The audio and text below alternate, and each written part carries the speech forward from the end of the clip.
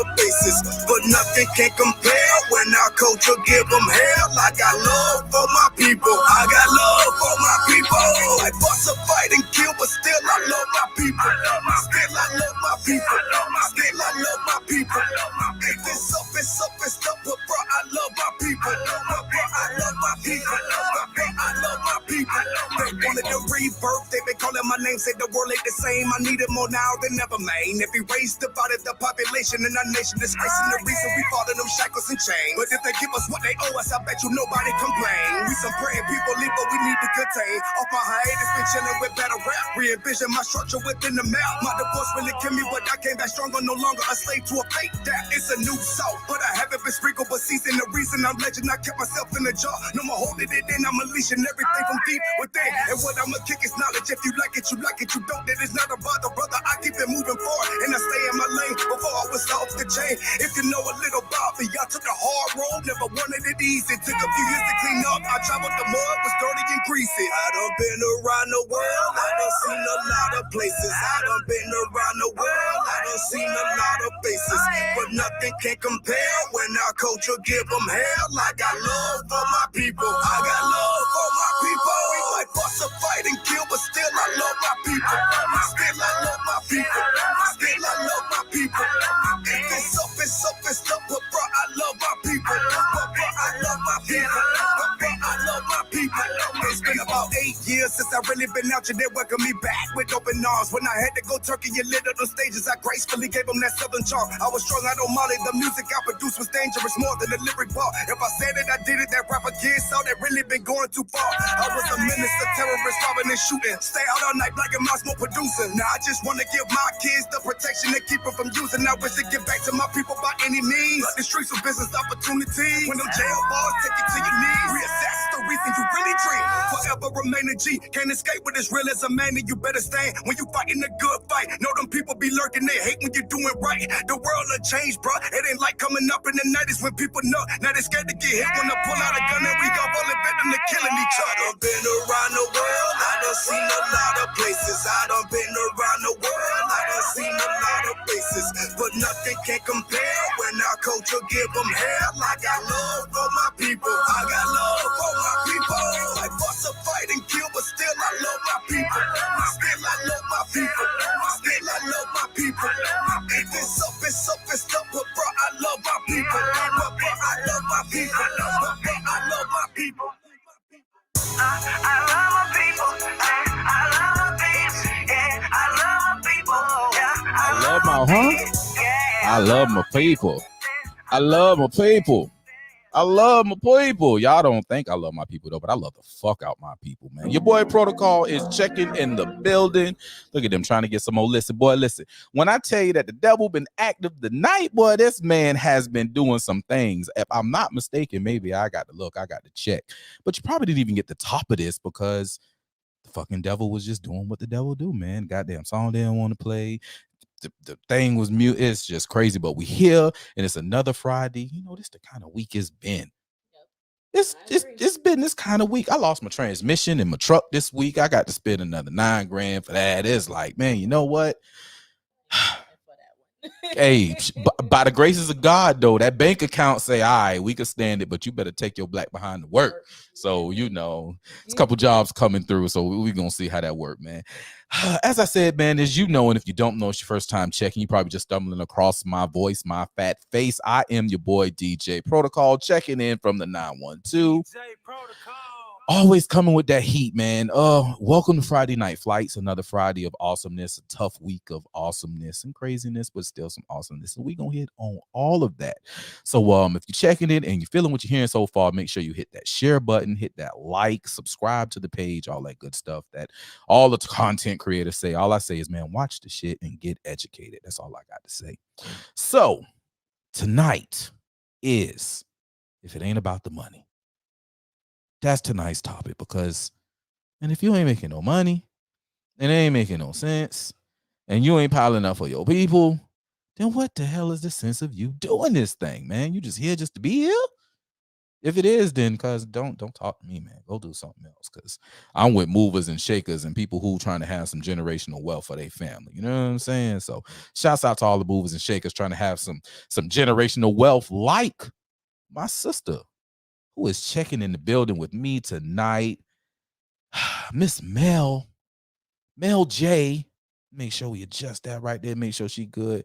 Yeah, we in there. All right, my girl Mel J is in the building. Real nerdish over here. Hey man, but I you look like an accountant. that's kind of how I go down. Don't move that mic over there for me just a Okay. little bit. Let's get you a little bit higher. Come on, man. You used to do radio stuff, man. You know how to adjust this mic stuff. What you doing? It was terrible then. Was it now? Was it terrible then? It was terrible then. Yeah, So, tighten it up. and it's been years. You don't forget that though. That's something you Mm. just don't forget. I Oh, look yeah. at you. I see you forgetting right now. I told you.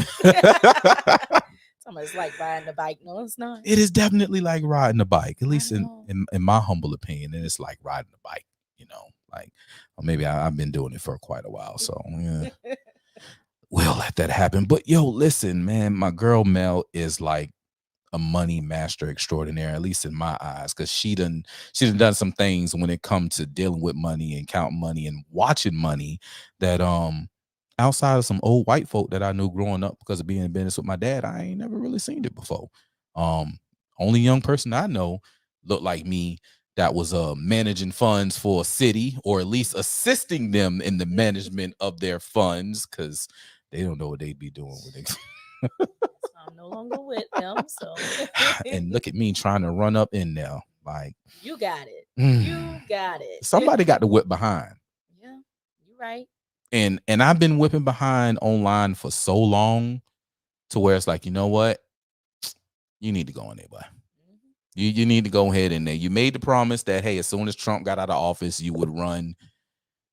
And they took my dude out of office. You know, they gave us a little 4-year break from my guy. So, you know, while he's not in there, I'm going to take, hey, listen, I understand, you know, you look for, yeah, 4-year break, because he coming back, man. He coming back with a mean vengeance. And all I got to say is all the people who did wrong, they better watch out.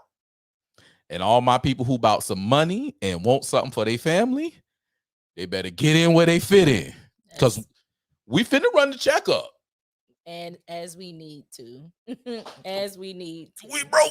There's money out here. Let's go get it. So we gonna run it up. We gonna tighten down on some things and get right as a country, because I think there's a lot of things that we have let go that we need to do something about. Right, we let a lot of morals go. We let a lot of principles and standings for families go.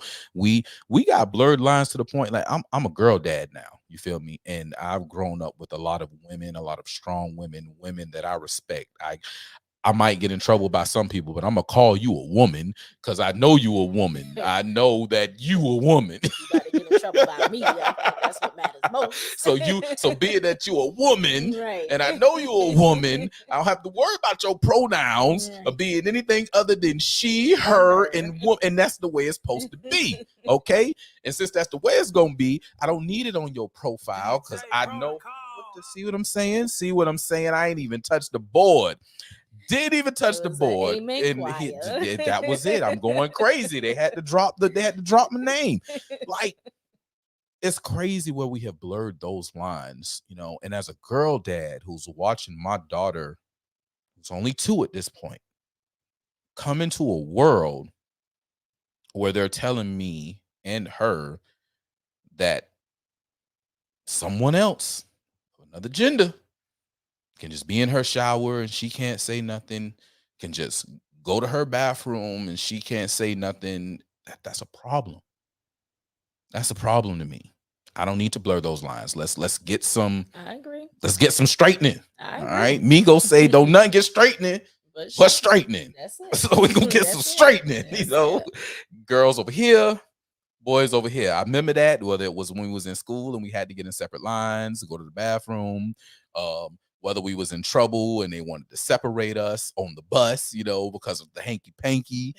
That's what it is.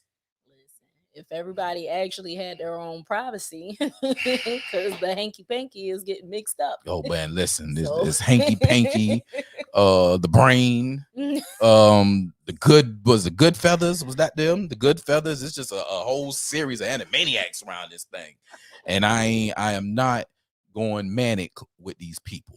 So nah, I'm going in office, and I'm gonna get some straightening for Savannah. And 45 gonna come back and we gonna get some straightening for America. Hey, listen, it's only 4 years. It's only four, right? It's only four of some straightening of some butts getting whooped. You remember the kids when they was in trouble and y'all knew they was troublemakers, and we used to stay away from the troublemakers because we ain't want to get our butts whooped too. Same thing. Stay away from the troublemakers because they finna get their butts whooped for all the craziness. Oh Lord. Do you get your grades?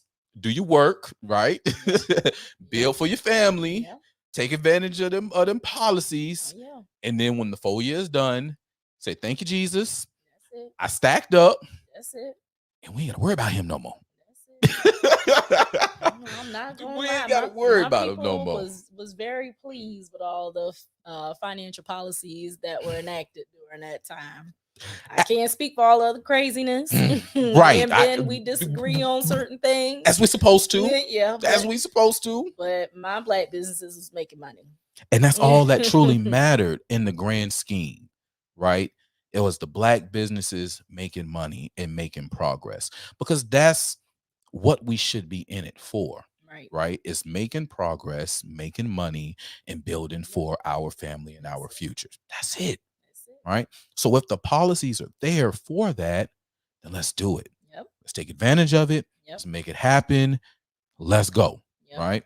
I don't the pleasantries that they do and don't have. If you can stand it, good. If you can't stand it, fine. But get what you can stand. Right. You ain't got to insert yourself in none of that other foolishness. Let me go to the White House. I have fun. All right. Let me go. I hope you wasn't up there with that January 6th. No, I was in. Girl, I got money to make. My daughter was, matter of fact, my daughter was born on December 3rd, 2020. Which meant on January 6th, 2021, she was only a month old. I'd be damned if I go up there and act a fool and my baby is a month old. No, wasn't going to happen. That's the first thing. That's first. Second, I'm smart, okay? We was the most hated people in the world, at least by the media standards and what they pushed on everyone, right? The most hated. And we told the world we was finna go have a big-ass barbecue in DC, right? Hey, everybody, come on up here. We finna go. We finna go. We finna, the Orange Crush ain't finna have shit on us in DC, okay? That's what we said we was gonna do. And That's exactly what happened. Did we not? My black exactly ass. What happened? So I'm going 8-9 hours away from home. 9 times out of 10, not gonna drive, gonna take a plane, gonna take a train, something of that nature. Going to DC, I like my guns, right? I'm pew pew to the end, because listen, I'm a black man, all right? I know that the white man and his boomsticks, this is what they told us. White man and boomsticks came and took us from Africa and put us in slavery. And they won because they had boomsticks, right? So if they told us that they had the boomsticks and that's why they won, why would I want to give up my boomstick? I agree. Well, I wholeheartedly believe in gun rights. Baby, I'm licensed and I own one. As we should be. And I taught my son. I took him to the range. As we should as a family. Yes. We should educate. And that's the problem with our community. The only education that our children have when it comes to guns is hip hop music and whatever they see on YouTube or in a movie. Yep. That's it. Excuse me, TV now, because everybody watching BMF. Be exposed to that's it. In the wrong environment. But if we no real training and education at all, but it's here now, and we're stepping up more. Shouts out to my dog Marge Torre. Black Guns Matter. We got an organization by the name of Black Guns Matter. He started up in Philadelphia, and his whole mission was to get more black communities, people of color, armed and trained when it comes to the two-way and guns. That's just point blank period. So he went from being in Philly to traveling around the country. Well, right now we've been in conversations. I'm working to get us one here in Savannah, Black Guns Matter chapter here in Savannah. And we're going to go out here and we're going to educate people on guns. And they're going to understand weapons. They're going to understand the proper etiquette of keeping them in the house, proper etiquette of pulling if you have to pull. What's the situation if you're going to pull? Why should you? Where should you? Can I talk myself out of this before I have to pull? Like these are the situations we have to put ourselves into. Right. And if we can teach our teens this, if we can teach our mothers this, we can teach our young fathers this, we can help break the foolishness that's going on in the communities. I agree. Caveat. Yep. And this is where a lot of people kind of like bump heads with me and I don't care. You know, Let's see what we got going on, Ben. You're going to have some people that are not going to get with it. With what? The support of gun rights? Or? So the support of gun rights, the support of not killing, you know what I'm saying, each other on some, hey man, you did this to me. I don't like what you said on Facebook. You're going to have some people, you're going to have those ones. Seek vengeance, regardless of whether they had a gun, a knife, a baseball bat. You can't stop. You can't stop that, right? And that's my main argument when it comes to all these events that's been happening, you know, in areas. It's like, listen, they cannot have a gun. Right. You know, Boston Marathon, them boys use crock pots. Crock pots. So we're gonna ban crock pots now? Like, no. We need to get to the main problem, which is people have mental issues. They have coping issues and they just want to do something. They just want to inflict pain. We need to figure out how to tap into that to stop people from wanting to inflict pain. But can you ever really stop that? No, you can't. You can't stop it. You good. That's on the mics. So think about just the history of time. Wars have existed since the beginning of forever. Talking about from the time of, you know, murder being from Cain and Abel. Like, people are just going to be filled with hatred and anger, and there's not really much you can do about that. So at what point, like, and how would you even address that to try to combat the violence and the vengeance is like, that's a world problem. That's a spirit problem. Right. We need more God, if you would, right? I agree. I'm believing God. I'm a Christian person. I was raised. I don't go to church every Sunday like I used to. Right. Because I don't like organized religion. I'm just got turned off from organized religion.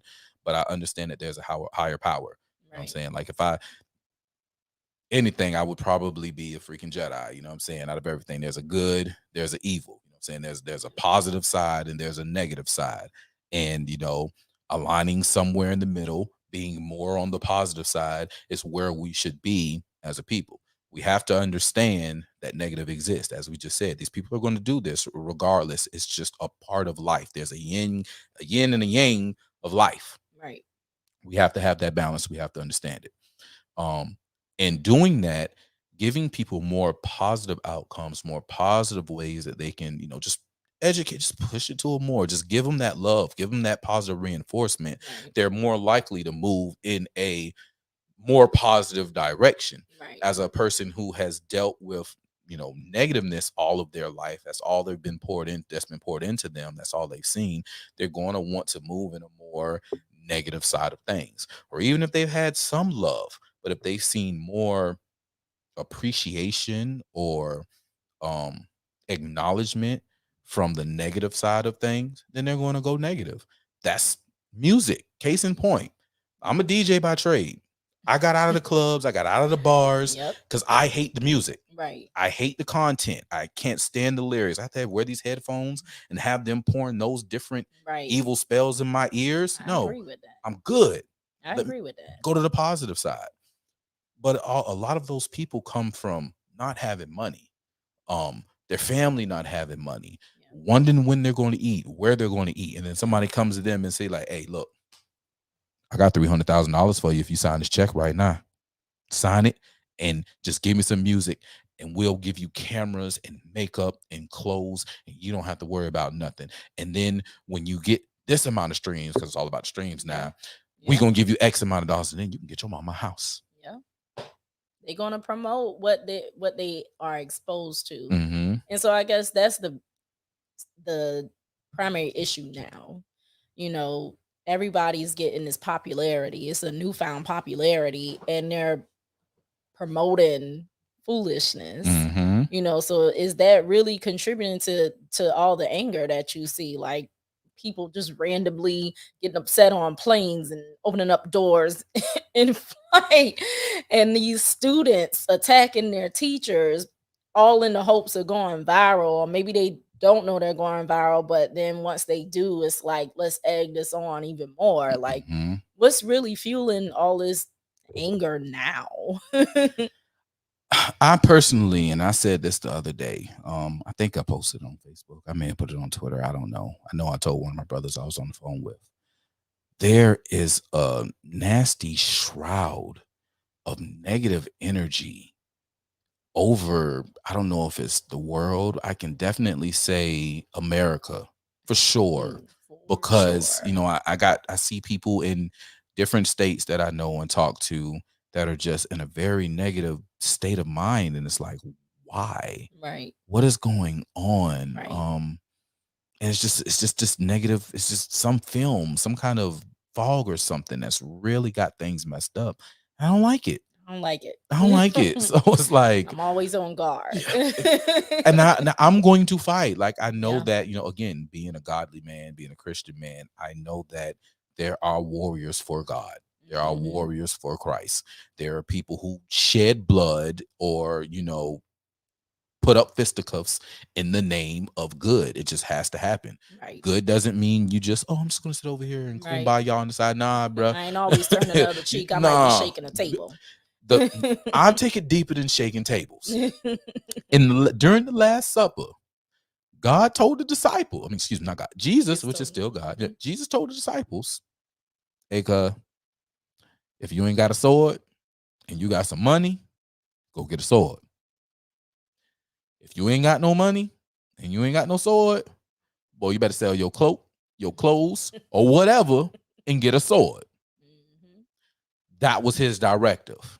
Now, them boys did go, but my Lord, it's 3 swords right there.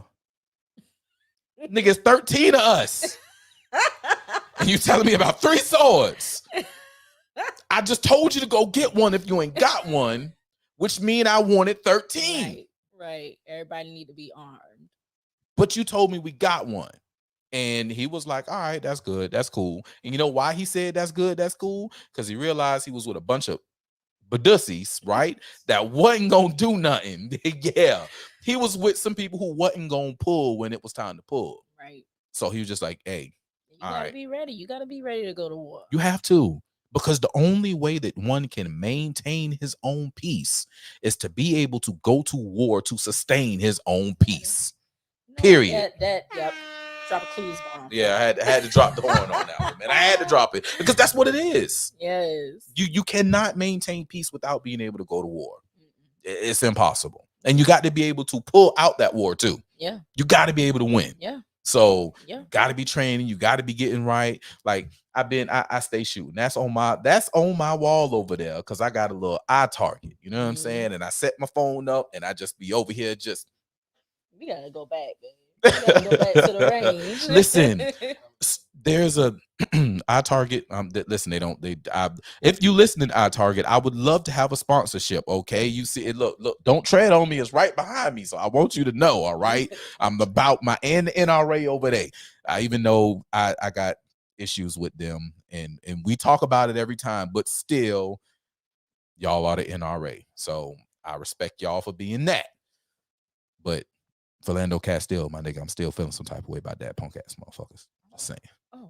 Yeah, that had to go. We'll talk about Philando later. You know about Philando, right? No, I don't. That was the young man. He had a license in the car. Minnesota, right? Yeah. Got an issue. Yeah. I got an issue. Yeah. Listen, people don't know. I be bucking with these conservatives now on certain things, you right? Do. Like, you so do. They only see you arguing with the Democrats, and I know it's much deeper than that. Because at the end of the day, you've always been very supportive of the Black community. I ain't got no choice. Very. I ain't got no choice. It may not be what people want to hear, but you always straightforward with it. And I have to be. Somebody got to give it straight up and real. Yep. And if they don't give it straight and real, then, But they also need to see that that other side too. They need to see the other argument. Yeah. At the end of the day, what is going to be best for our community?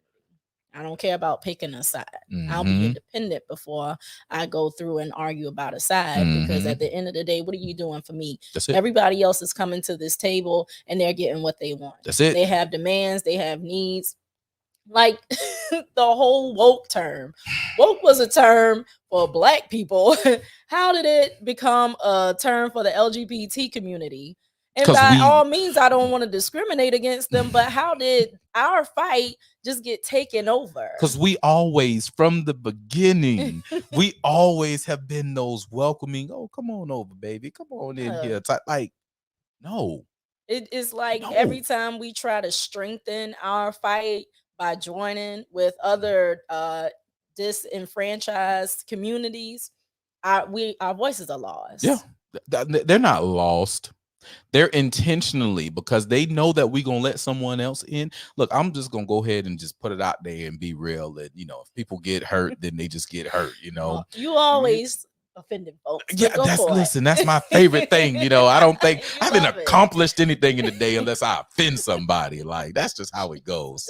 But there's some things that happen in world history when it comes to melanated people and other folk that we have caused some pain and anguish in the hearts of others, to where they're like, you know what? We ain't going through that no more. Nah, we're gonna have to keep, we got the power now. But I'm the captain now, right? That is where it's at, you know. And if people aren't sure about the Dark Ages and the trade routes that was shut down during the Dark Ages, you know, they really should look into that and find out what the Northern Africans did when it came to the Dark Ages. Because when they see that, they're gonna be like, oh, okay. Because see, there's some folk who know. Because I know people who know history better than we know history. Okay. Right. And they know our history better than we know our history. We don't know ourselves. And purposely, though. It was done purposely. I agree. And now we have to purposely get back in the know of our history and what we're capable of. Exactly. I had a friend, Hotep Jesus. He was on his stream today. He does a stream every day. And he was mentioning how images are everything, right?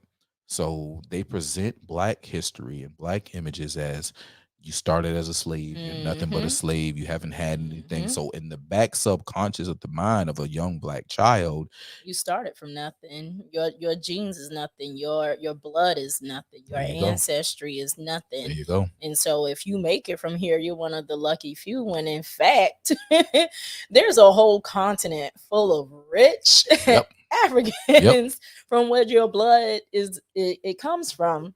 And you're not, because you're not exposed to that, you don't understand the greatness within you. That's why it's so important for me to do what I do, because I know where I came from. Right. You know, even, you know, just not even going so far down the line, just looking at my grandparents. I know where I came from. My grandparents own their own business here in Savannah for over 30 years. And seeing what they built and what they accomplished during that time, I know I can do it. Absolutely. I know I can do it. Seeing what I've seen run through that city government, them checks that they signing, I know we can do it. So that's why I see the Black businesses that I know are going to be promising. I see those Black business owners that I know are just striving for the greatness that they know is within them. Come on, let me help you. You may have this right here. Let me expose you to this. Let me provide the resources for this. Let me connect you with this. So then that way you can grow and expand your business, because you too can make the money that you need to make. Pilot been around for years. Shouts out to Benny Pilot. Yeah, that's my guy. Half the people in Savannah probably don't even know he's Black. Couldn't point him out in the lineup. It couldn't. But you know, it's examples. You know. Right where we sit from right now, where we broadcast live from. I've sat with Mr. Pilot. We've negotiated contracts, and I done pulled some money. I ain't pulled all the money that I want to pull, and I ain't done pulling money either. Right. But I want us to come and pull because it's there. It's there. We have set asides. Like, people don't understand. We have legit set asides just for us. I just, it was so easy for me to sign up for that Savannah First program, and they gave me the acceptance notice yesterday. Okay, so congratulations. Thank you drop a horn on that. Listen, that SBE that has turned, well, it was, and these people so funny, it was the MWBE program, right? For those who don't know what MWBE is, that's Minority Women Business Owned Enterprises, right?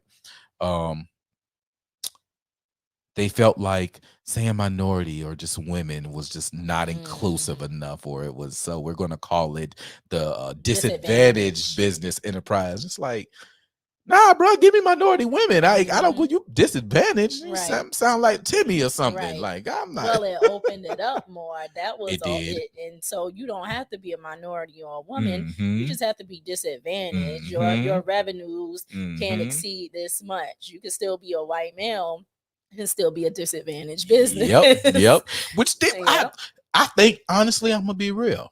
I think the white males rather than MWBE, because with the MWBE, guess what? Hey, baby, I got you a gift today. Oh, what you got me, honey? I got you a business. Basically, and that's exactly what's been happening. I know. That's exactly what's been happening. I've been there. I've been there. So it's like, that's, and I would tell us, like, listen, we could slick double dip if you truly put your mind to it. You wouldn't be doing nothing wrong. You wouldn't, because most of the time the wives are working in a business anyway. Get your share. Come on, man. But we don't think about it. We don't look at it. It's too much work, right? Or it's just too good to be true. That's like, what was that? That was what, August 2020? I think it was August 2020 when I did the Opportunity Zone informational at the Empowerment Center in Garden City, right? And this is one of those moments, y'all, when we be like, listen, when I go in these rooms and I come back with stuff and I call you, you better come. Mel came. I was there. She was in the building. I was there. And this was perfect opportunity, y'all. I'm just gonna drop a couple of that came from 45 that people didn't pay attention to, that I saw the play on, right? So 45 opened up the door. He reformed the HBCU initiative, right? Took the HBCU initiative out of the education building and put it in the White House and told us that, hey, I got an open door policy. It's an open door policy in the White House. Y'all come handle y'all business and do y'all thing. What the hell you just said, nigga? You open up the door to do what? Oh, I got to go see. So I had my opportunity to go to the White House, and I went up in there. And when I went up in there, I went and got some goodies, right? Opportunity zones, which he had put in during the tax cuts and Jobs Act of 2018. That's it. 2018, 2017. So it's 2017 that it was proposed, 2018 that it was enacted. It was enacted in 2018. It was signed on 2017 and enacted in 2018. Yes. Because my daddy, it was crazy. My dad's a Republican too. He's a Trump supporter. My dad taught me about Trump. We can talk about that later. Like, see, people think that I got on Trump in 2015, 2016. Nah, I've been rocking with Trump since the 90s. Like, my pop's been taught me about, before Herschel Walker ran for office, he taught me about how he, essentially the richest paid man in football at the time was Herschel Walker, and then other people came. He blew up the Dolphins, who was like the greatest team at the time, and had them come work for the USFL, and literally put money in the black community as far as sports was concerned. Like, he was always loved by the hood. So yeah, been on him is what it is. Anyway, during the tax cut and job, the Pops was in the hospital when they got signed. He had knee surgery. Okay. So I remember, I was still working at Savannah State at the time, which was 2017. And he was in there, and they came out and they talking about the tax cut and job. I was like, all right, that's cool. And then Tim Scott started talking about the opportunity zones. So I was like, oh shit. What the hell are you talking about? People didn't understand it. He knew what was going on, but see, I like money. So I went and looked. And it was like, oh, we finna take these disadvantaged census tracts and we finna allow them to be invested into by particular vehicles where people could take money, their unrealized capital gains, and invest them into these opportunity zone funds and defer your tax, defer income taxes potentially up to forever. potentially up to forever. So niggas like, so then you had people like T.I. and them who was right, and I sweat, man, fuck you, T.I. I'ma say it again. I said it last time I was on Twitter. Y'all took my Twitter. Yeah, listen, because he sat there and told our people, what's the capital gains? I don't know no regular person that can get capital gains. Blah blah blah. And I'm not sitting all here. them Robin Hood investors that was Come blowing up on crypto now. in Come 2020 and on. 2021. Come on. That was too easy. That was too easy. And I asked, I don't know if you remember, but in that meeting that we had in August, because we was going crazy with crypto. I made money with crypto. Listen, when Bitcoin dropped, and people was telling me about it was 10 cents. I didn't get a coin. I beat myself up every damn day. Very cheap. All I had to do was put $100 in it and forget about it. That's it. That is it. And came back and would have been right now. I would be sitting next to Elon Musk, you know what I'm saying, with some shares in Twitter as ownership, because I would have had that kind of money. Yeah, it was too easy. So I was like, you know what? I ain't gonna miss that train again. Right. So then Ethereum and them came around, and I missed a good bit of the Ethereum train because I was told to get into it when it was like $90-something, $100, but I didn't do it. Right. That thing went and made this little jump. It sure did. I was like, oh no, hell no, come here. It sure did. Got me 10, get little 10 coins right quick. All of those, they all escalated so quickly. To the moon, as we say. To the moon. That was it. So I went from, I think I bought them at like $136 a coin. It's no more than $200 a coin. And I bought them. And when I sold them, how much were they worth? $1,500 a coin. Right. Now. What is that? $1,300 gain per coin. Per coin. And I had 10 of them. Yeah. Okay. Yeah. $13,000 gain that now you can take and use in property in the opportunity zones and make sure that you turn in your opportunity zone forms to the IRS so they can recognize it and you can defer your gain. But nah, bruh, I don't know nobody with no capital, but I wanted to fight that man. I wanted to, because all you had to do, like, hey, look, we ain't got to rock with him, but we can buy up the hood right quick with this. Right. Because it was an opportunity to buy up the hood. Because that's where the census tracts are. Literally, that's where the census tracts are. And that was it. That's when I knew he was an agent. You know what I'm saying? That's when I knew it was not. Listen, I don't mince words, and this is solely. I wasn't ready. you got to be ready when you're with me, man. You got stay ready. You ain't got to get ready. You know. You're right. So, but these are my views as far as this episode and these microphones and these cameras are concerned. These are my views. And solely mine. If she happens to say as I agree with, she has said before, she will say she agree. I'ma say, fuck you, T.I. from Protocol to you. Merry Christmas and a Happy New Year. Listen, I ain't got no beef with nobody in these streets. However, we got to be willing to educate our people. When you're on platforms like that, you got to be very mindful of how you come across because you have the capital gains. So how can you expose your followers and your fans to do the same? It doesn't have to be on the same scale as you, but just giving them free game. Yes, you got to. It's too easy. That's what you owe to them. I agree. Investing their money because you're only on your level. I agree with because your fans are in turn investing into you. They're showing up to your shows. They're giving you listens. They're giving you requests. When you show up on these other shows on TVs, they're giving you the watches and the ratings because you're you. So pour back into them so they can in turn pour back into you. Right. But they miss that. And and that's when I noticed that it's a whole selfish mentality. It's a whole screw you type mentality. Because I'm gonna be real. Look, I'm serious. There's been times I've in this exact property, in that driveway, I would not pull out my driveway until I started playing I'm Serious. Doom. Doom. Yeah, you gotta get up and go music. All right, that was it. So from a guy who's been rolling from that long, Mm-hmm. I can sit here and say, dude, looking at you, bruh, you really you don't care about us. When I go back and I listen to your music as an adult and the things that you say, and you don't care about us, because a lot of that stuff was directed to us. Because you're not dealing with those other people like that. No. You're dealing with us. Yeah. So when you're talking about messing with somebody else's woman, you're talking about potentially me or my brother. Yeah. So nah, bruh. Yeah. Nah, bro, you mad disrespectful. And then you get up here and you lie. No, man, ain't no such thing as capital gain. We ain't got no capital gains in the hood. Like, Not nah, at bro. all. Not at all. No, you trying us. Not And I at don't all. appreciate it. And just because people told you to hate this man and do not enjoy or pay attention to anything that he does, you doomed us. Because at the time that we were doing all of that, man, we got in 2018, this is crazy.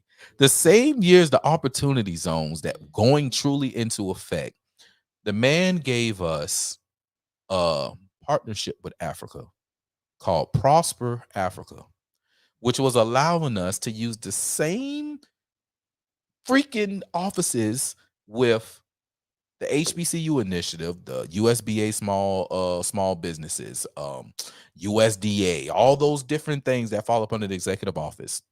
Use their resources as US citizens to foster business partnerships with countries in the continent of Africa that signed into Prosper Africa, and they were all signing in. Africa loves Trump. I'm just gonna let you know, African nations love Trump. You're a little deeper Just than like, I am. huh? I said you're a little deeper Yeah, than I am. because I want to be. Yeah, but you research though. That's my job. You research anything that you say, you back it up. So. I have to. My pops raised me that way. Yep. You know what I'm saying? So I got to honor my raisins. So you got this African nations joined into Prosper Africa. You got Ghana, who's a part of Prosper Africa, who was also giving us the year of return, which was providing dual citizenship Yep. with them. So many people are trekking to Ghana.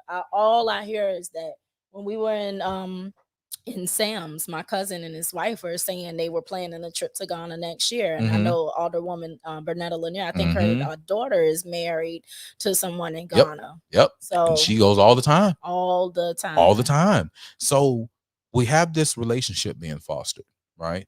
We're getting connected to our roots. The children of the diaspora, they're reaching out, they're tracking, they're trying to figure out their lives, figure out their history. At the same time that they're giving us this open door, we have a administration who's saying, hey, y'all, take this, right? Yep. You have the full weight of the government as a U.S. citizen that is here to help you. See, people cry about reparations.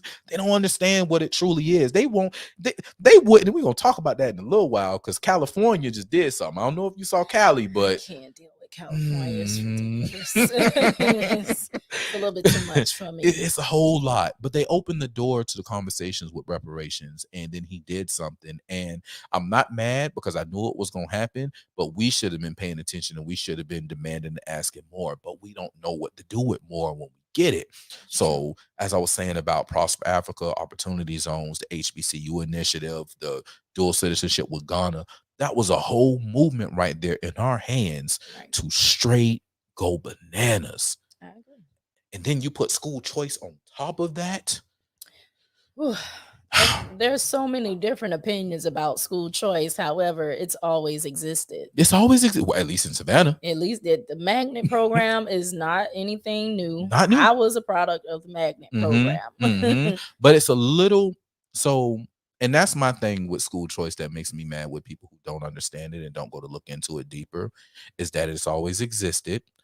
But in the sense of what us conservatives have put forward, it's deeper than just the public school arena, right? What they like to say is, oh, they just want to give you a coupon so you can send your kid to a private school. That's always existed. That has always existed. So I will speak to that because my son is on the autism spectrum and he always has had an IEP since pre-K. And so the stipulations state that if the school cannot provide the adequate resources for your child with the IEP, they have to be in the school system for a year. they will be able to take those funds allotted to them as a public school student and use them for a private school. That has always existed. That existed in New York. My sister told me about that with my niece who's autistic. So it's not like this is a new concept. It's just that people are being exposed to these things and it's like, oh my gosh, like it's so shocking to them. But you don't understand what people have to go through. Nobody wants, at least for me and my family, I don't want my kids to have to suffer through a lackluster education. Absolutely. You know, nobody should want their kids to have to suffer through a lackluster education. You want your kids to be productive members of society. You want them to have all the opportunities to success that they can. So if you're looking at these resources that are readily available, you just got to read a little bit more of the fine print and find the right people to help you along the way, then go for it. That's it. Why would anybody want to shoot themselves in the foot? Oh, because you're hurting the public school system. It's been hurt for a long time. A very long time. And now we have an opportunity right to fix our children, because it wasn't a voucher just to go to what do we call it? Savannah Country Day. Right. Or Bethesda. Right. It was, oh, y'all about to start your own school? Oh, you about to homeschool? Oh, y'all want to start a little neighborhood school for y'all? They're accredited. They meet the same criteria. They have a standard curriculum. That's it. Money's yours. Yep. Handle your business. Yep. And we had an opportunity to go ham with that. And we allow people to put in a narrative of it's going to destroy us. It's going to hurt the public schools. No, this could help us. Right. We're the main ones talking on the normal, right? Oh, the public schools hurt us. They're so bad. They're underfunded. They're this. No, they're not underfunded. And you're someone who deals with money. So you could say that a lot of these organizations aren't underfunded. I think I have a different opinion about that, but keep going. I believe that just from what I've seen, like pulling budgets and things, I feel like people spend money stupid. Because give me the budget that some of these schools have for some kids to go to and be I make it dance. Oh, and we gonna come out in the green. We every cycle we in the black. Dang, we still got money. We gonna be finding ways to spend the money that they have, cause y'all ain't paying no mortgage for these buildings. No. So what you paying? Insurance?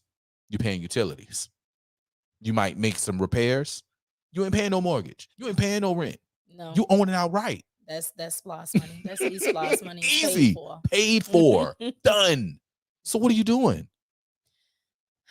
There's so many different layers into how public schools are funded. Number one, which is ridiculous. Number two, all of the admin red tape behind it is also ridiculous. Number three, the fact that you would incentivize new teachers to spend 5 years at a low performing school so they can get their student loan debt wiped off. What kind of effort you think they about to put into teaching? I need you for 5 years to be underperforming so my debt can disappear. Right. And if I do that, if I bring in one new teacher every year and offer them the same thing, right, you're guaranteed 5 years of being trash. Right. Because that teacher want their debt gone. Exactly. It's the craziest thing to me. My son was a student over at Brock, and I will say that the SPED teacher over there at the time, I cannot remember her name, she was excellent. But I will never forget, there was one day I asked him, and that was when we moved back from St. Louis. I asked him, I said, what did you do in school today, son? Oh, we watched videos and we did some math. And I was like, that don't sound right. So I asked him 2 days later, what did you do in school today, son? Oh, we watched some videos and did some math. So now I'm on the phone with the teacher and I'm like, he's telling me this, but that doesn't sound right. Is he paying attention in class? He's saying that he's just watching videos and doing math. Oh, well, we're not required to teach the students in 3rd grade social studies and science. That's not a requirement until they get to 4th grade. So we just watch some geographic videos, and I was like, are you serious? He was learning supply and demand in St. Louis, and we come here and y'all are just babysitting. It was completely unfortunate. And I was fortunate at the time that I could pull him out and put him in a private school without having the voucher. Right. But I was like, well, what about the rest of these students? They deserve more. They deserve more. And I don't, like, what is it going to take for our people to like just understand, like, listen, we need you. Turn off BMF. All right. Or at least get some lessons from it. No, they had a whole economic system running. They had operations. They had finance, management. He had an old girl at the bank. Like, people, they see the entertainment part of it. That's it. And that's it. You just want to be entertained, but you're not looking to be empowered. It by no means am I promoting drug dealing. But people fail. I'm not promoting drug dealing. Let me make that very clear. But they fail to see the enterprise of it. You know, you're sitting up there like, oh yeah, this and that and the third. Did you see what Meech did and all this and that and the third? Okay, but did you actually see the enterprise? Right. He loved what he do. He was never going to turn into in a different industry. However, if you look at what 50 did, he literally turned his acumen for drug dealing into the film industry. Now he's in the film business. Now we have an enterprise of films. We have the Power Universe. We have BMF. Like, we are looking at so many different diverse projects. What? Oh Lord, you don't like none of them. None of them. Oh, only one. The only one that I liked was Power. The original, right? That was good shit. Because my man started in the beginning. He wanted to do something different. I want out. Yeah. I'm done. I ain't been to jail. Yeah. We ain't got in no trouble. We can do other things. But you got to know that as a business owner in general. You got to know when your time coming to an end. I preach that all the time. Succession planning. You're not going to always be on top. Nope. What are you going to do when this starts to fade? Yep. You got to find something else. Yeah. And you better be able to adjust. Exactly. And if you don't adjust, you will die. You adapt or die. That's it. Adapt or die. That's why so many businesses failed during the pandemic. Yep. They were not able to adapt. They were not able to adapt. Yep. Oh, we just going to ride this out. No, that's not going to work this time. That was what, 2 years later. Right. No, matter of fact, to be honest, 2 months later. This was we didn't truly come out of it. It just ended at the beginning of this month, to be honest. I agree. He just took it out and said, hey, y'all, this COVID stuff is over. Yeah, so now into the COVID pandemic. So now we're on the other side of it, truly. And what's on the other side of it? Oh God, we don't want to talk about it. So I might have to take one of your chickens. Listen, you need a chair? I got you. We're gonna talk about it. You know, we got some stuff. Like, I love being in demolition. Okay, sure. We got recycle. What you talking about? But it's crazy what we were greeted with outside of everything being extremely high. Now, because going into the COVID pandemic, right? We were demanding increases in wages. Yep. Right? Yep. Oh, I'm working McDonald's. You're gonna pay me $15 an hour. You're gonna pay me $20 an hour. But that's a high school job. And you want grown man money. Yep. Yep. You need to invest in the skill. But hey, we hear you though. We hear you. We're not saying that you shouldn't be living in lackluster conditions. You should not be to the point where you can't afford a stable living environment. Not at all. And that's not here. But I have worked with business owners who have tried that $15 an hour, and that didn't last long.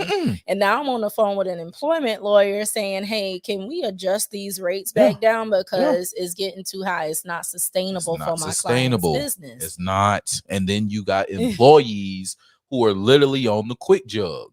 I'm going here. I'm gonna hit them up for about a month and a half, 2 months at this $15, $20 an hour, and I'm out. Yep. That's not sustainable. It's not. Is so much turnover in that. Yep. And I have to support my business owners, hands down. I know I've been on both sides. I've been an employee and now I'm an employer. And so I understand both sides. I'm gonna be fair. Right. Because I remember what it was like for me. I wanted what I was worth. I also wanted to make sure that I had a work-life balance, and I will provide that for you. However, you're not going to bankrupt me. Not gonna happen. Understand that I am the owner of this business for a reason, and you are the employee for a reason. So if you can gather the skills and the acumen to run your own business, by all means, I support you. But until then, there's levels to this. There's levels to this, and this is your level. Yeah. Now, you can come to a higher level if you can come, and that was my main thing when it came to, because again, that's my dog. You know what I'm saying? I went to that Art of Deal school. I'm going to go and negotiate. I got skills. I know what I'm worth. This is what you're coming to the table with. Right. This is what I can come to the table with and increase. This is where we at. I know that I can get us to increase to this right here. Right. All right. So in me doing that, I'm gonna need a little bit more, and I'll show and prove. Yep.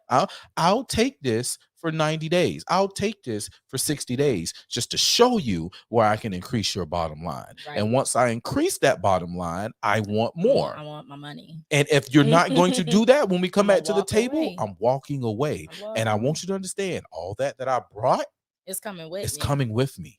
So how important is your bottom line to you? There we go. That's it. It's the art of negotiating. Yes. It's the art of the deal. But you got to come with something. You have to. You got to come with something. I think where we are right now, and I definitely see it in my industry, is that, you know, I graduated with this degree. I work these random jobs, so I know a little bit, and I know how to click a few buttons on a computer. So you should pay me for this. And I'm just like, but if I asked you to give me a regular journal entry and a debit and a credit, you have no idea what I'm talking about.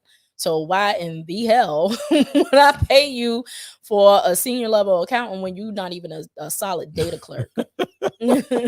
Because DEI. Yeah. Okay. DEI is what has hurt us with that in mindset, right? In practice. And yes. Practice. What it was in theory and what things are in practice are two totally different things. Two totally different things. And we completely agree on that. They have no issue. Because I'm sitting there. I went to a local news station recently. We had an interview and we asked the producer, they had cut some things in a particular way that we were like, hold on, man. Can we get the video? Can we don't get me started. Producer, listen, I've been yapping about fake news. I think now we all understand fake news truly now. The girl who's the producer, executive producer, says that she don't know anything about their editing process. Wait a minute, woman. You the producer with the executive in front of it. Right. You make the editing decisions. And you don't know what they're doing or how they do? Right. Oh, we got an issue. You tell them what to cut and what to put and where to put it. We got an issue. Yeah. But it came from a DEI hire. I know it was a DEI hire. And it's those that have me like, we got to go back and revisit the show because it's not working. We're hiring people who aren't qualified or competent just because they meet a particular checkbox. But is that on purpose though? Possibly. Because let's think about it. We know plenty of competent, qualified Black, minority, women individuals who can accomplish these tasks and excel in them. But you overlook them. For the sorority sisters and the I ain't about to get attacked by the Divine Nine. Hey, listen, what's up? Hey, I say it all, Divine Nine. Y'all know I'm about that business. You feel me? Hey, listen, I'm in a fraternity too now. So if y'all want to get to it, we can get to it. Shouts out to my bros, I don't want no parts. Hey, man, listen, we'll throw some bows.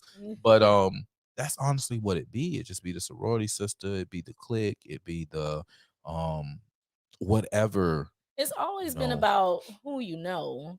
Yeah. But that shouldn't mean that you reduce the quality of the work environment. Absolutely. Either. Absolutely. And critical thinking there's an attack on critical thinking. Right? Been an attack on critical thinking. A big attack. It started many moons ago. Like, how did we get here?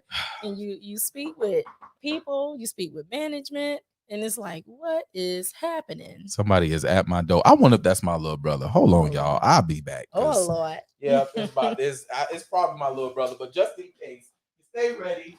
Lord. You ain't gotta be ready. He said, stay ready, Jesus. Oh, it's my older sister. Hey. Oh, it's a baby. All in the middle of the, all in the podcast. You all right, baby? Hey, how are you? All right. This is my all in the podcast. Come on in. It's a family affair. It is. It's my fiance, James. Oh man, y'all, my bad, man. My oldest sister. Would you? Is she? I don't know. I got to check the stats, but my older sister just came in the building, man. She remember me being born and my rugratness, tossing cars, flipping them over, and I'm trying to find that video. Jesus. I'm looking for the VHS. Yeah. No. Yes. That was my personal camera woman right there. Yes. The VHS, baby, with the big shoulder cam. Yeah, it is. Yeah, it is. We had it all. We had it all, man. Doing the thing. But getting back to us, man, we just got to get back in that field of truly understanding our worth. Yeah. Being able to negotiate. Yes. And then standing up for our family, getting back on this critical thinking tip, like just fixing this shit. Yeah. It gotta be fixed. It gotta be fixed. But can they let us fix it, please? Who is the they that you speak of? Like, I want to talk about the family. Like earlier when we were talking, with the kids that's out here shooting up shit and the ones. So we're going to train the ones properly, about who want to learn about guns, Black Guns Matter, all this good stuff. But then we know it's going to be some idiots out there who just going to want to terrorize, right? Yeah. And the idiots that's out there terrorizing, I want to do like America because I'm American, right? I'm American. Scared. First thing I want to do is I want to fly through and I want to drop off all the pamphlets to say, hey, y'all, we here to help and we want to help you. If you want to get help and you want to be rehabilitated or you want to get away from this foolishness, meet me here and we got all the stuff you need. All you people who with the foolishness, who've been terrorizing people, you got one or two choices, right? Or I mean, there's a third option, but the first choice is to put it down and join them in learning some better, right? Mm-hmm. Number two, you can push your luck because we coming. Yeah. All right. But you've always preached that. Now, you're right. You have always preached that. But I always get beat up for it. You have always preached that. But that's from the time I met you, and we had so many different viewpoints, but we were on the same track. Mm-hmm. And you have always preached that you want to empower our people. You may have a different means of doing it, but you have always preached that. You never want to see people left by the wayside, and that's not what any of this is. Mm-hmm. But there is always correction. Mm-hmm. There's always accountability.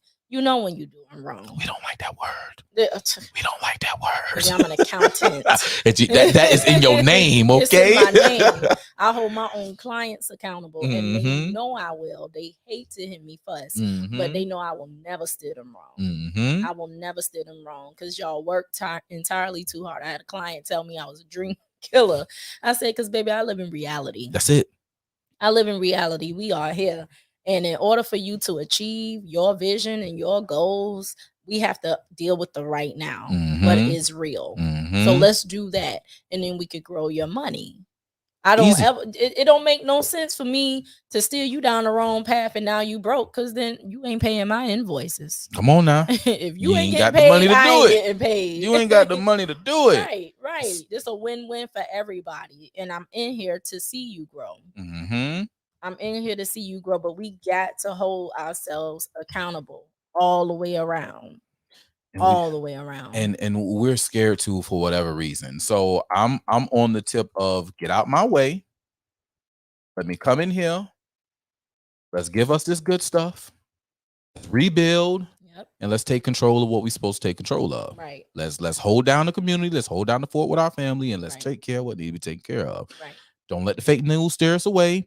Don't let the emotions get in the way. Emotions should have gotten away when these fools was doing all this other stuff and you had the emotional appeal to make them stop. Right. Now they don't care about emotions. No. And the only thing they care about is these hollow points coming their way. Mm-hmm. Because they terrorize and don't get me So we got to stop the terrorizing. And the only way, as we said earlier, the only way to have peace is be willing to go to war and be able to win that war. Man, my dad is a whole retired sergeant first class out this thing, and he goes to war and stay ready. Got a whole bunch of wars and stuff for being a shot and all that other good stuff, you know. So we gon' take that same energy because we're American. And we're going to deal with the problems of America. And then we're going to rebuild ourselves and we're going to stay right. That's all we got to do. Let's get rid of the food. I'm in the farming. I love using my hands in the dirt. And I know when a crop gets tainted, you got to burn the crop. You got to get rid of it. And it's no repairing it. It's over. It's over. And that's how we have to look at this situation. Right. Yeah. But we tend to learn it the hard way, though. Some of us, we can't take the educations and the teachings or the experiences of someone else and be like, nope, I'm not going that way. Right. We got to go down. Nah, bro, I can do it. I can sell dope. They didn't do it right. I could do it this way. Right. And I can still sell my dope. We're going to be all right. It always lead to the same result. Always go to the same results. And these results is Kurt's going to jail. Kurt's going to jail. Kurt's going to jail. Right. Or to the grave. Or to the grave. One of the two. One of the two choices. So I don't. This thing still acting. The system been acting up since Jump Street. We walked back in here. The computer done restarted itself. Talking about it had a problem. It had a malfunction. The camera is jumping in and out. It's just going. Yeah, it's a fun night. It's a fun night, but that's all right though, because we still gonna roll. We still rolling. I ain't mad at it, man. If you're tuning in, share this great conversation. We on YouTube, we on the Facebook, we on Twitter too. I forgot we on Twitter. I'm trying to get my Twitters back up. Shouts out to Twitter, man. Man, listen, I ain't even got my original Twitter. I lost my first one. You lose all your social media profiles. They don't like me. You know, because you be cutting up. Hey, I feel like cutting loose. You know, give me the bridge now. Give me the bridge. Cutting up. I watch you. But it was, and guess what? Guess who it was that got me off? Just guess. I don't know. It's so many people. We talked about him today. We talk about something, Ben. It was T.I. Oh. It was T.I. Like, yeah, it was him. Like, man, it was T.I. Make everybody mad. I do, yeah. He was, and I'm not a supporter of Candace Owens, guys. Go ahead and put that out there. She said some good things. However, she has said some things after like the whole Kanye thing. Like she wasn't on the wrong path. Yeah, it's just like she just want to be sensationalized. That's it. And that's why I have a problem with her. You know, and also we had our own personal run-in at the White House. Yeah, me and her had a run-in at the White House. And I just listen. I be around a bunch of white women. And if white women don't clutch their purse when I approach them and have a conversation, then I should not expect this here black woman at this young black leaders summit at the White House to clutch her purse on me. And the fact that I lost my Twitter that I had for years in defense of you, and that's all I was saying. Hey, Miss Owens, appreciate everything that you do. I just want you to know that, hey, I lost my Twitter defending you to T.I. and my shit was big. So, hey, just want you to know I'm on that thing. All right. I'm on that thing. So, she, okay, bitch. And we ain't outside the fence of the White House now. I ain't like some rando that could just walk up, you know, off of Pennsylvania Avenue. We in the fence. We standing next to the big trucks with the big guns, like just walked out the doors of the White House. So wasn't she like a big proponent of Brexit? Come on now. Which was stolen, by the way, and I don't know if you remember that. So Trayvon Martin time frame, right? Mm-hmm. Remember we had this big old push to leave all their banks, and go to the black banks, right?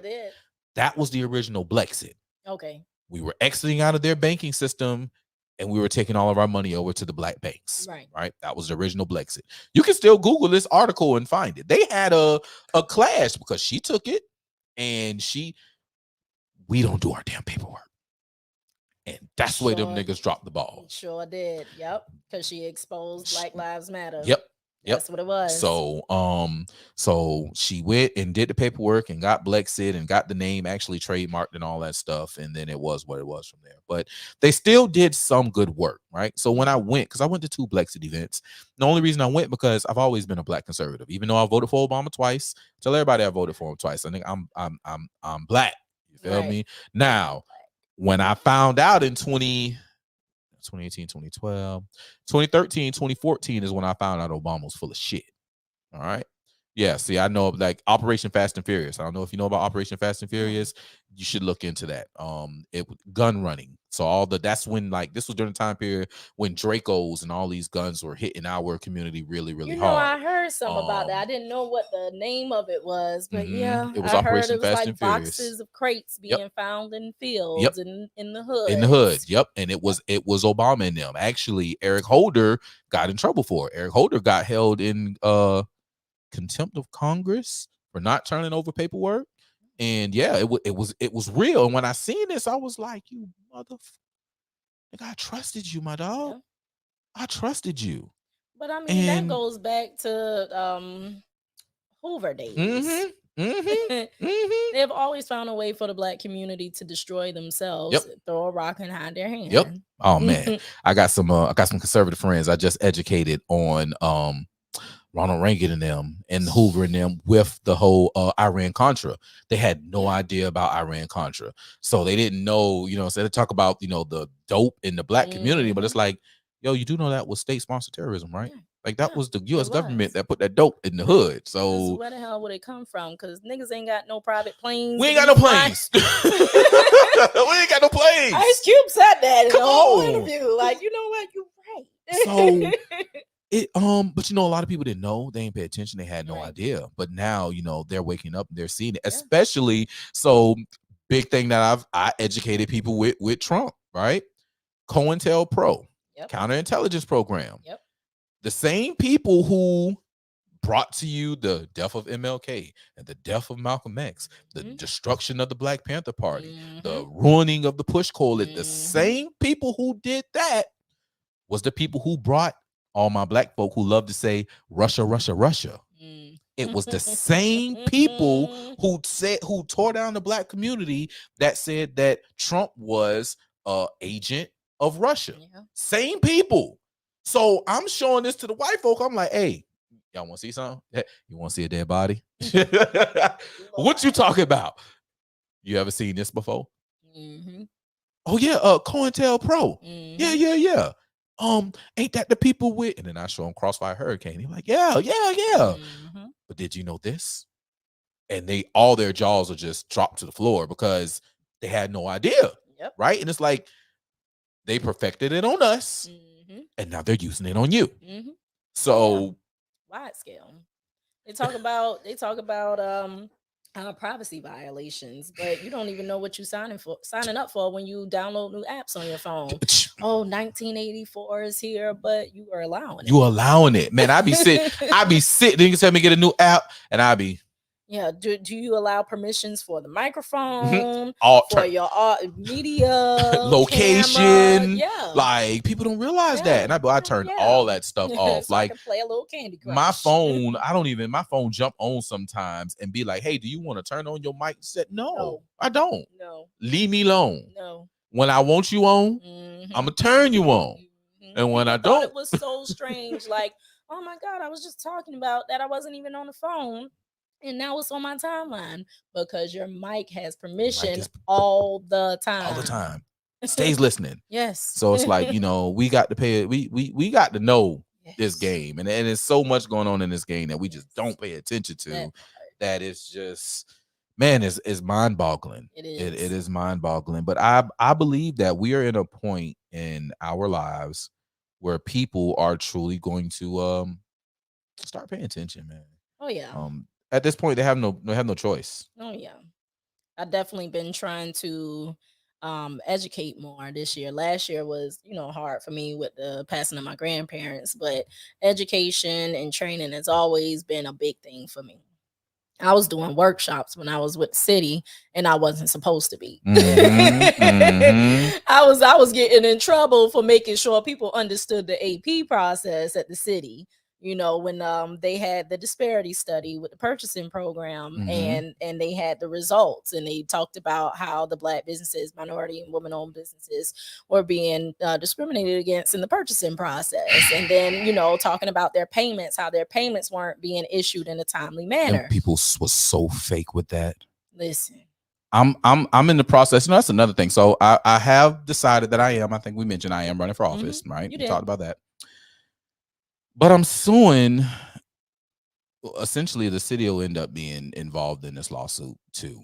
Don't publicize that all the way now. So I mean, at this point, I don't, like I said, right now we're just going after Astra Group.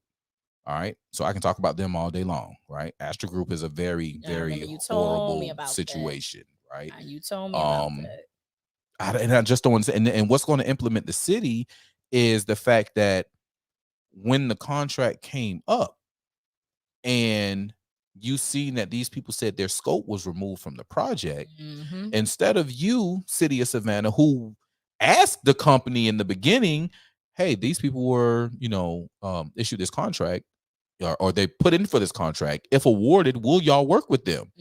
Yeah, we're gonna work with them. That was a contingency of the award, the bid being awarded. There you go. That is it. And if you fail to honor the original agreement, then you're in violation, and then you can have your bid rescinded. You should think, and one would think. But Astra Group went to the city and told them bastards. No, they put in a change order. They put in a change and said that check this out now, our scope was removed from the project. Yep, they said our scope was removed from the project.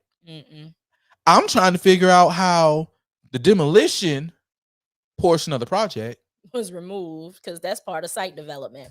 That the Broughton Street, the whole project is remove the old and put down the new. Yep. That's the premise of the project.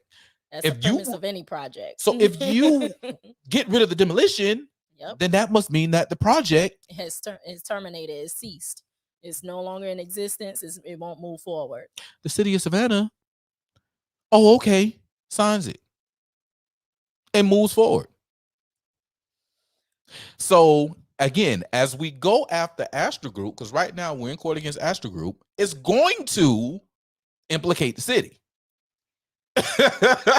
So it's like, man, which is fine. Yeah. I don't, if that keeps me from getting into office, oh well. I hate that it would be that way, but at least, because these people are voting for these people, right? Because they think that they're out to look out for the Black community, for Black businesses. Contract management is a very complex thing if you don't understand contract language. But there are just basic things in a contract that you have to understand: terms, scope of services, payments, and authorization. You better have your notebooks. I tell you, take your notebooks out every Friday. Timeline too. Yep. Timeline too. Yep. Because you can be in violation of the contract if you are outside of the timeline. Trying to extend the project too long, then you are in violation. All of these things you need to understand. And if at any time you check that contract and people aren't adhering to that contract, it's a breach. It's a breach. And what happens during breaches again? What's supposed to happen during breaches? Maybe you could terminate that contract and you can take them to court. And you gotta pay what's outstanding. You gotta pay damages. Contract management. Get an attorney. If you are a business owner, it's a few people you should have in your corner. An attorney is one. An accountant is another. Shouts out to Mel. And a banker. For sure. These three people you need to have in your corner, because you need to know how to get money. You need to know how to protect your money. And you need to know how to grow your money. That's it. Drop the horn on that, because those is bars. You gotta know how to get it, you gotta know how to protect it, and you gotta know how to grow it. If you can't do those three, what you in business for, pimp? Right. You're gonna go out of business quick. People don't even get me started on the LLC train, because people are out here getting LLCs and ain't got not a lick of insurance. Not a lick of insurance. What y'all thought was gonna happen? And you commingling funds, so you piercing the shield. Y'all ain't even making enough money to justify the LLCs. Come on now. You can definitely be a DBA, file that paperwork with the courthouse, still have insurance over your business. Yep. Listen, see, that's why I bought Mel, man. I told y'all, if it ain't about the money, don't be hitting me up. Because we talking money. I'm telling you, stop turning y'all businesses into S corps when you're not making enough to do it. Come on now. So many people I've had to tell them, listen, as an S corp, you are required to have a salary. And even if you try to take money out of your business without having a salary and without paying payroll taxes, the IRS will reclassify those distributions into a salary. Now you're looking at all these trust fund penalties because you failed to submit payroll and pay payroll taxes. The one thing that I don't play with is the IRS. Man, listen. I have had so many resolution cases. A lot of them I've had to pass off because they so complex. People just trying to take shortcuts. Can't do it. You cannot shortcut in business. Abolish the IRS. That's the mission. we coming for you. Don't get me started. We coming for you. Listen, that is a major people. Why are you Republican? Because of things like that. Abolish the IRS. Them the biggest crooks and thieves. In the man, listen, the whole operation is a bunch of crooks and thieves, but they can just come take your money and you can't say nothing. And them bastards got an arsenal. Oh yeah. They're eligible to carry firearms. Yes. The criminal division, yes, they carry firearms. They got plenty guns. They can show up plenty unannounced. Bullets. Yep. Plenty guns, plenty bullets. They got level 3 Kevlar. Listen, it's legit. But people don't know. Listen, and that's why we like, hey, cuz abolish them. Because they taking our money and then giving it to people who that's not my viewpoint. that was not her. That was the ghost on the side saying right. That is my ghost saying that's right. All right. With it. So they are illegitimately, but legitimately, right? Because it's not right. No, illegitimately. However, illegitimately yet there you go, legally authorized to come and take our monies and give it to people who don't know how to spend our monies. I'm sorry, but I don't want Ukraine with my money. I don't want Ukraine with my money. You know why I don't want Ukraine with my money? Ukraine got Nazis. They talk about Nazis in America and Nazis with Trump and them. No, let's talk about Nazis in Ukraine that's getting billions upon billions upon billions of my hard-earned dollars. Why can't I get those in reparations? Since, California talking about they broke, how about y'all give them the money so we can get right? How about we get situated? Man, oh no, California broke. No way. California got too many services that they are dishing out money. They are dishing out more than they're bringing in. And then you got businesses that are leaving. You got people that are leaving. Expensive. Who wants to be there? It is extremely expensive. You know what's bad? They're moving there and they're coming here. And it's awful. It's making Georgia expensive. It's expensive. I'm not opposed to Kemp, promoting business, Georgia for business. However, it is driving up the cost of everything. It is. How is it $300,000 to buy a house in Effingham? That's in the middle of nowhere. Absolute nowhere. Absolute. But you know why? Because so many people is moving here and they're going to go to the nowhere so that they can build. Right? They don't want to. We don't have control of Savannah right now. All right. No. We have no control of this city. This city is going wild. Yeah. And not as wild as some other cities, but it's wild enough. Atlanta, wow. It's over. Right? It's over. So they have to go to the Effinghams, to the Bryans, the Emmanuels. They have to go where there's nothing so that they can build and not have to deal with the craziness that is there. But unfortunately, that craziness is going to make its way there.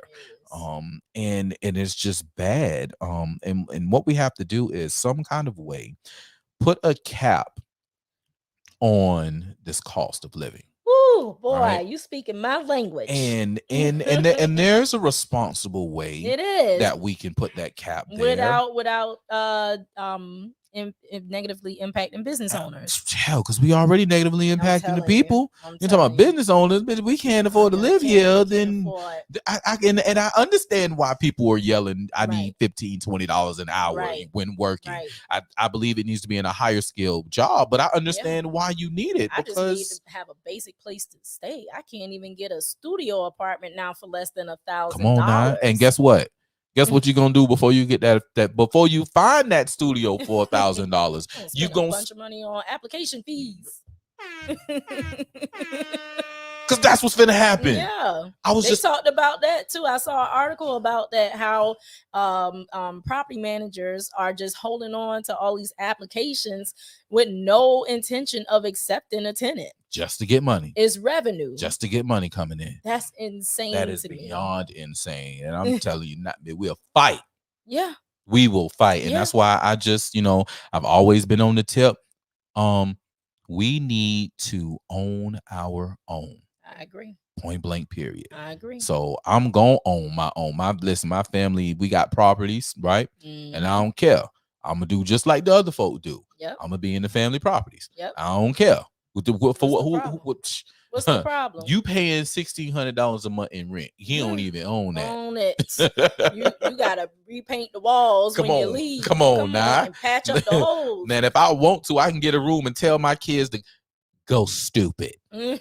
Here's your marker. Here's your paintbrush. Right. Do whatever you want.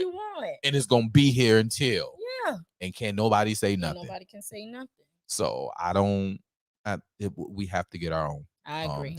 But that comes with being truly financially literate. Yes. And yes. We, for some reason, it's hard for us to get financially literate. And I think it has something to do with the upbringing of the generations that has us where we need the shiny stuff, and we need to prove that we have shiny stuff. That's true. And we put so much money into the shiny stuff. Yeah. To where you don't have the reserves. First of all, you don't even understand what emergency funding is. Emergency savings and reserves. I think they understood that in these last, especially 2020. I think they definitely learned it in 2020. I was already living paycheck to paycheck. Now I ain't got no paycheck. I ain't got no paycheck. It's a problem. But shouts out to my financial advisor, Nolan Jeter, out of Atlanta. Okay. Shouts out Nolan. Yeah, he's with Edward Jones, and he sent me this thing, and I think I shared it on my business page and on LinkedIn. It's like a profile. It's a questionnaire. Ask you what's important to you. You know, is it vacationing? Is it family time? Is it retirement? Is it, saving up for your kids' college? Things like that. So it's like this whole questionnaire. So it prioritizes for you at the end of the questionnaire what's important to you, so you know how to allocate your funds. I was like, oh, this is a cool little tool. Look up this. I'm gonna send it to you. Appreciate that. Yeah, Appreciate that. I'm gonna send it to you. But I was like, people need to understand this, especially in our community, because there's so many different things. I didn't come from money. My grandparents, they worked hard, but they also didn't have a lot of extra. So I didn't have a college fund when I went to Savannah State. Right. And until, my grades took me so far and Pell said no more, then I had to start getting student loans. Okay, well, if you know how to set your kids up right now with the 529 plans, you can go ahead and use that not only for college, you can use it for tech school, for trade school, a qualified educational institution.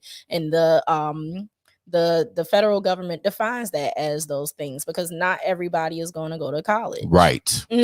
Everybody ain't college material. Yeah, they're actually pushing trades more. You better? Because listen, right now, you go to Checkers. You go Checkers right there on the rent. That chick in that window ain't finna say, man, I take your order. Go ahead. They have AI. Oh, really? They have AI. They done got AI over there at Checkers? In Checkers. I pulled up. I just wanted some fries.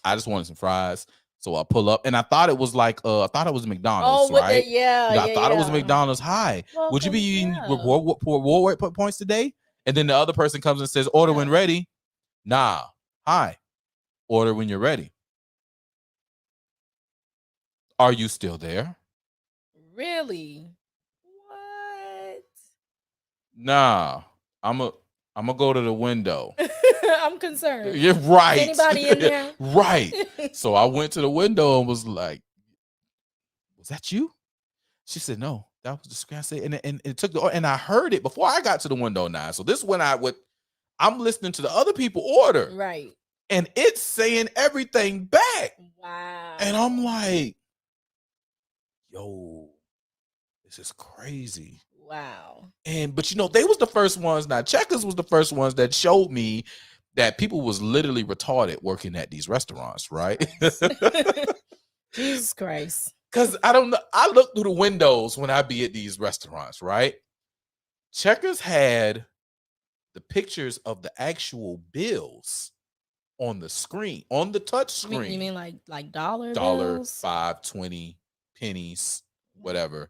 And the people was touching, and this was years ago. Like, I want to say I first seen this.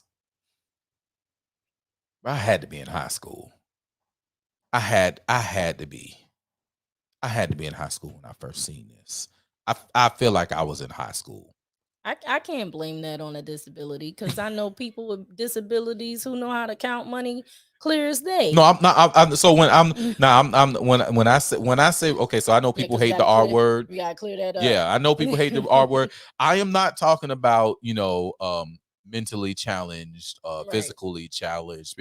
No, I'm just talking about just straight up just retards. I'm talking about like the dumb people who just the lack of critical thinkers. The Nelsons, yeah, those guys, those peoples, right? The lack of critical I'm talking about those people, those ones who are going to go to work, get that paycheck, know they need to pay for senior dues. They ain't got no money with mom and them, but I'm just gonna go buy these Jordans because I want these Jordans, right? I'm talking about those people, the lack of common sense people. When I say retarded, I mean like lack of common sense. The people who could have it all together, but they just choose to be willfully ignorant. Yeah, those people, the ignorant people, the ignorant people. That's gotta be mindful. I'll tell you why later. I understand. I can't be ableist. Oh yes, yeah, okay, that works. But those folk, they were the ones who were pushing on the dollars and the 20s, and that just bothered me. That bothers me too, because you really just don't even understand money. Mm-hmm. So you don't know if you're being cheated. Well, segue, good segue into what I got going on tomorrow. Yeah, it's good. It's good. What you got? It's really, really good. Where is it? It's right here. I got financial freedom coming up, man. We got the financial freedom workshop series. It should be on the screen. It'll pop up. Yeah, there you go.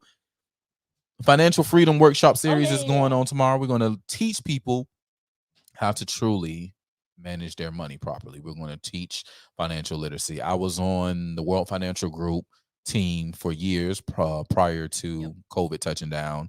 And we had the whole national financial literacy campaign, which we were out to financially educate 1 million families by 2020. And I believe we smashed that goal. I couldn't tell you the number, but I remember hearing and seeing that we smashed it. By the time COVID came around, everybody got scared and didn't want to be around, and they was wearing face diapers. And I was really like, you know what? Yeah. What? I'm walking away. Y'all got it. Oh yeah, face diapers. I call them face diapers. Yeah, man, them face diapers. I was gonna wear mine because my grandparents was hard headed. They couldn't sit still after a month. And I said, "Listen, all these folks dropping like flies, and y'all being hard headed." See, but you know what though? I have always questioned the dropping like flies narrative, right? And the reason why I question the dropping like flies narrative, we had entirely too many homeless people to not be finding homeless people dead in the streets. No, they're immune to everything. Are they? Hell yeah. Are they? They sleep with snakes. It's snakes, possums, raccoons, dogs, this is true. But find a vaccine it was right. But it was the lack of them falling out in the streets that really had me like, okay, there's something going on.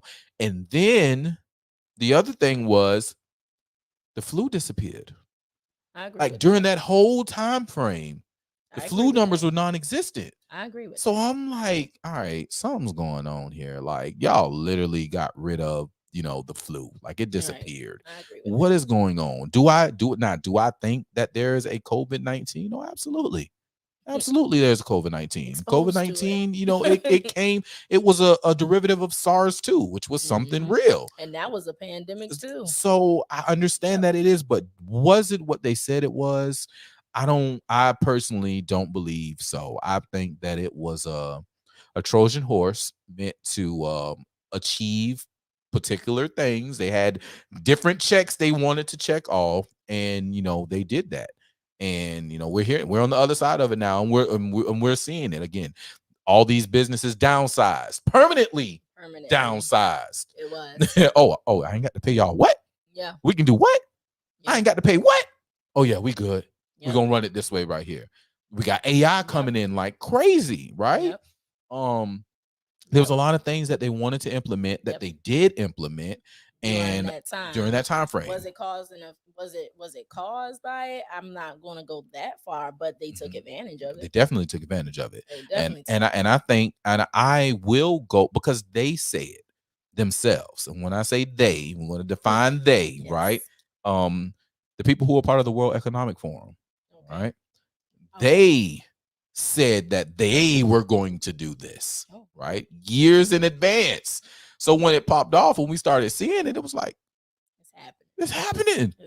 Oh shit, it's happening. But if you look at the cycles of the economy, whether it's U.S. or nationwide, I'm sorry, worldwide, there's a 10-year cycle. We were due for a recession, and they have been saying that for months. Kicking the can down, kicking it. They were saying that for months. People were achieving levels of wealth that had never been seen before. And that was in large part to Trump policies, Trump financial policies. So I ain't gonna lie. I ain't gonna lie, my people was good. Hey, he was. Listen, listen closely again, because that's my dog. So I'm gonna play it one more time for the one more time. Give you a little bit of value. So my people was good. All your people was good. All my people was good. Okay. My people made money. That's all it was about. My people made money. Again, if it ain't about the money, my people made money. They grew. They prospered during that period. But where was I going with that? Oh, it was time. It was. But it exacerbated, like the pandemic exacerbated the recession and the things that, they thought would be heavily impacted. It actually worked out in a different way. And so now it was like so many things were going on. Like in 2008, when the real estate bubble popped, now we're upside down on our mortgages. But here we are, we're in a bidding war for houses right now. Like, what is going on? Money laundering. That's what this is. This bidding war is money laundering. That's all it is. You got these people who, because think about it. They are paying ridiculous amounts for houses. How you paying $100,000 over asking price? $100,000 over asking. Yeah. No, that is cleaning money to if I ever seen such. That's just what it is. and there are people who are happy to just go ahead and all right, I'll take that. Yeah. Yep, I'm good. I'll take that. Yeah. Now I'll go on and I'll be all right. But it's got to stop. Yeah. It has to come to a head somewhere, because we're going to get to a point like now. People can't afford to live. They can't afford to live. I got to make a decision about my groceries and my light bill. Like, it's a problem. It's a problem. When I'm making $60,000-$70,000 a year. And then when I go ask for food stamps, no, you make too much. How? Have y'all adjusted the poverty rates lately? No, it's ridiculous. Or just adjust the price of living. You don't even got to adjust poverty. Just adjust the price of living. Just adjust the price of living. You wouldn't have to worry about increasing wages if you had affordable cost of living. But I don't know. That's your problem to solve when you get in office. It is, and I'm gonna make it happen. And thank you for speaking that into existence, because definitely gonna work to make that happen. It's gonna be different. Shouts out to my dog Gator Rivers, man. He back there hanging up behind my head. He passed away a couple weeks ago. Legend. And super legend for more reasons than one. And I love the fact, and I guess it's because I'm conservative and I'm black and I know the ridicule. He was an old man that was conservative and black and was the only sitting black Republican on the county in Chatham County. In the whole Chatham County delegation, from the city to the county to the school board to the state house for the Chatham area, the only Black Republican, male or female, in office. And he wore that proudly. And people tried to mess with this man. And if there's one thing that hurt me, excuse me, at his funeral this week, I missed it. And man, we'll talk about that in a second. Yeah, because it was a time. But there were people there who I knew ridiculed this man. And they were there. And I, being the person that I am, cutting up. And I'm sitting here like the old, I can't even think of the name of the show with the old white why I oughta, like I just man, like ready to fight because it was foolishness. But outside of that, my man stood tall on his beliefs and his principles. Didn't let nobody deter him. You gotta respect it. You have to. One of the last conversations we had was, all right, you ready? You going down there, right? You know I'm with you. We gonna I need you. We gonna cut up. Right. We gonna cut up. Lord. And I was looking forward to it, but he left us the blueprint, as was mentioned during his funeral. He left a blueprint, and we're gonna stand by it, and we're gonna follow it, and we're gonna big him up. That's it. But so many people while there, though, on the other side of the aisle, people who I know getting mad at me for being being me and being my political side. I heard you running for office. Is you gonna run? Yeah, I'm pretty set on running. Oh, thank you. Like we need someone of your tenacity. We need someone who pays attention, someone who reads policy, someone who, and I'm just like, I'm listening and it's like, wow, okay. It's nothing wrong with agitators. Right. Honestly, you need some on both sides because everybody can't play the middle. And now, there's a diplomatic way of approaching situations. But when I've tried and I've been polite and I'm still sitting over here and you're not listening to me, oh yeah, I'm gonna be an agitator. I'm gonna turn up. I'm gonna be an agitator. I'm gonna wash these clothes. Right. But they also make a point too that you read policy. You understand what's being presented to you. You're prepared for these meetings. You know what I'm saying? And so when it's time to argue your points, I'm pulling it out. Yep. I'm pulling it out. I have prime examples. Now I have solutions on how we can address these issues.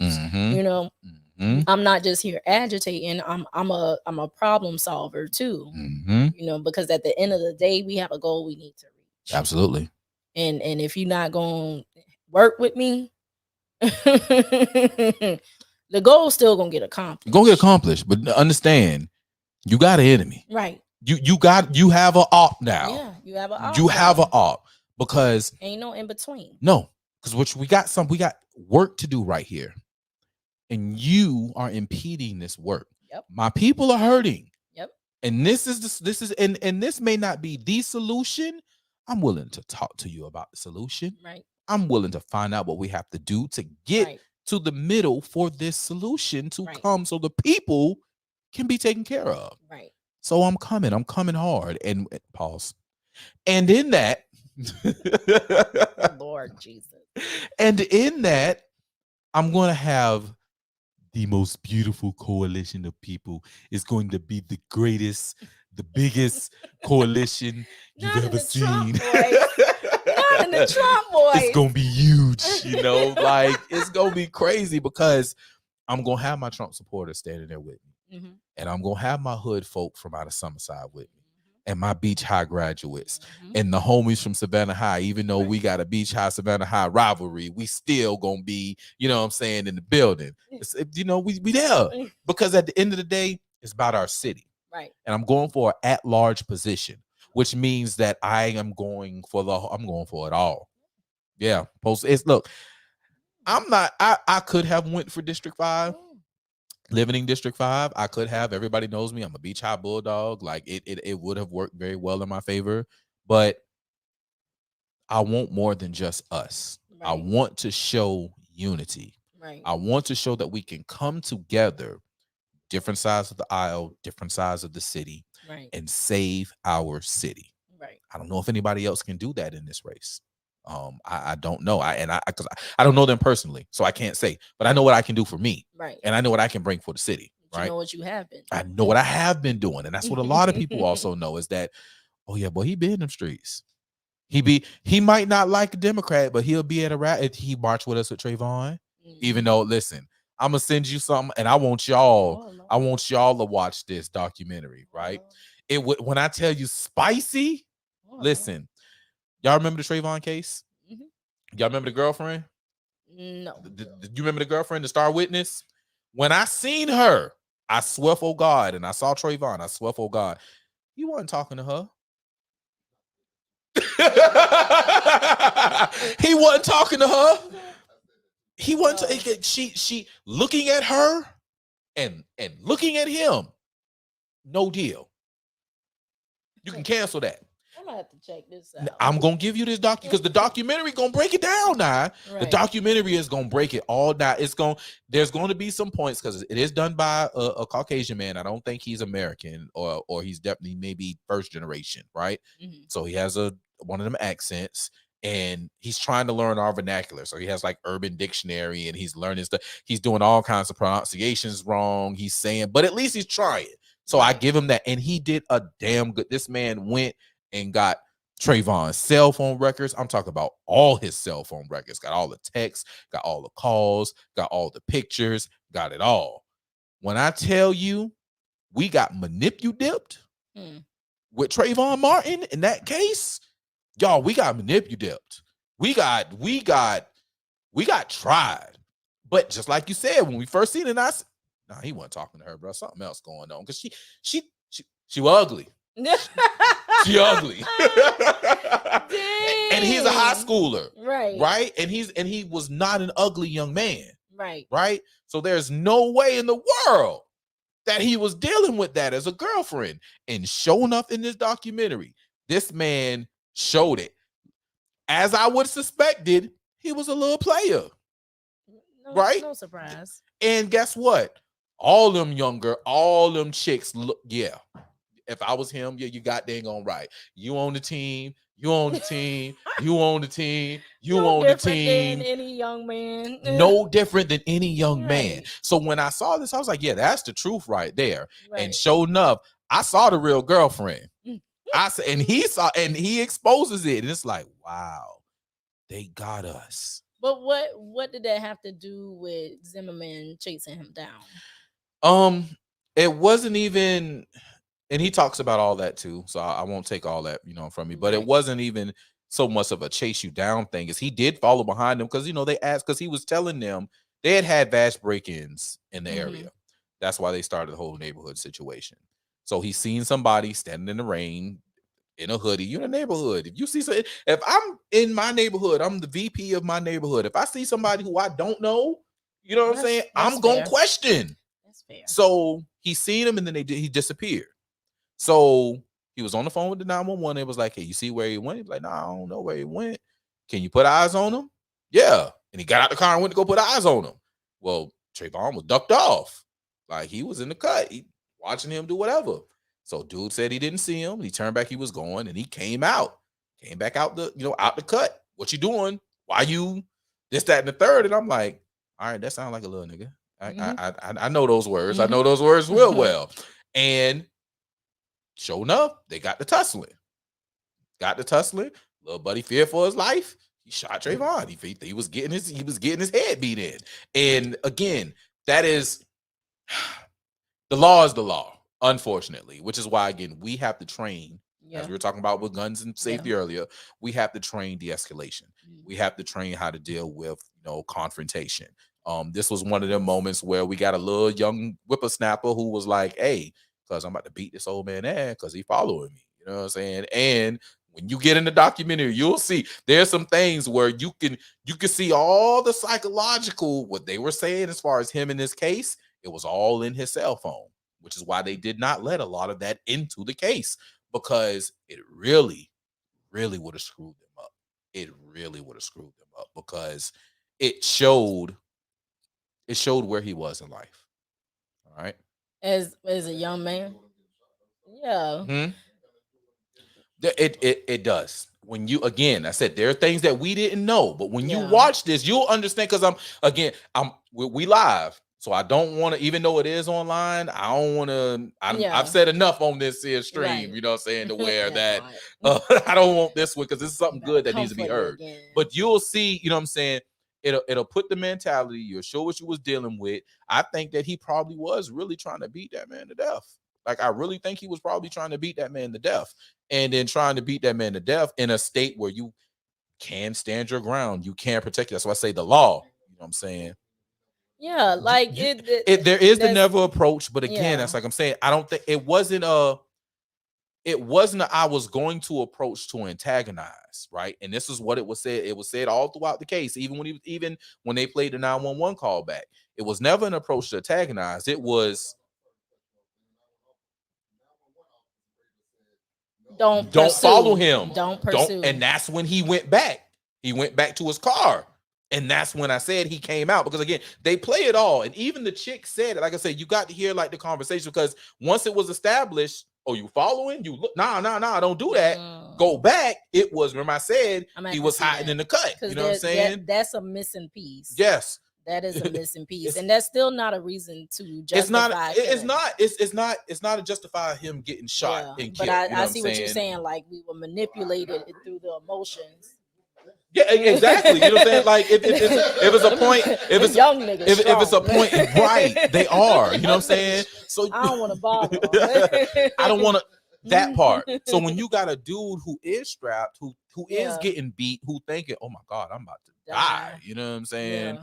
That is, you know, I can understand, but again, that comes with being a responsible gun owner. That comes with being, you know, training. Yeah. That comes with all that, and that's something that I'm an advocate for. Yeah. You know what I'm saying? So why I don't agree with him being dead, knowing all that I know now, it's like, damn, you know, and it be that way with a lot of these cases, because again, ran back home. I'm a right. And guess what?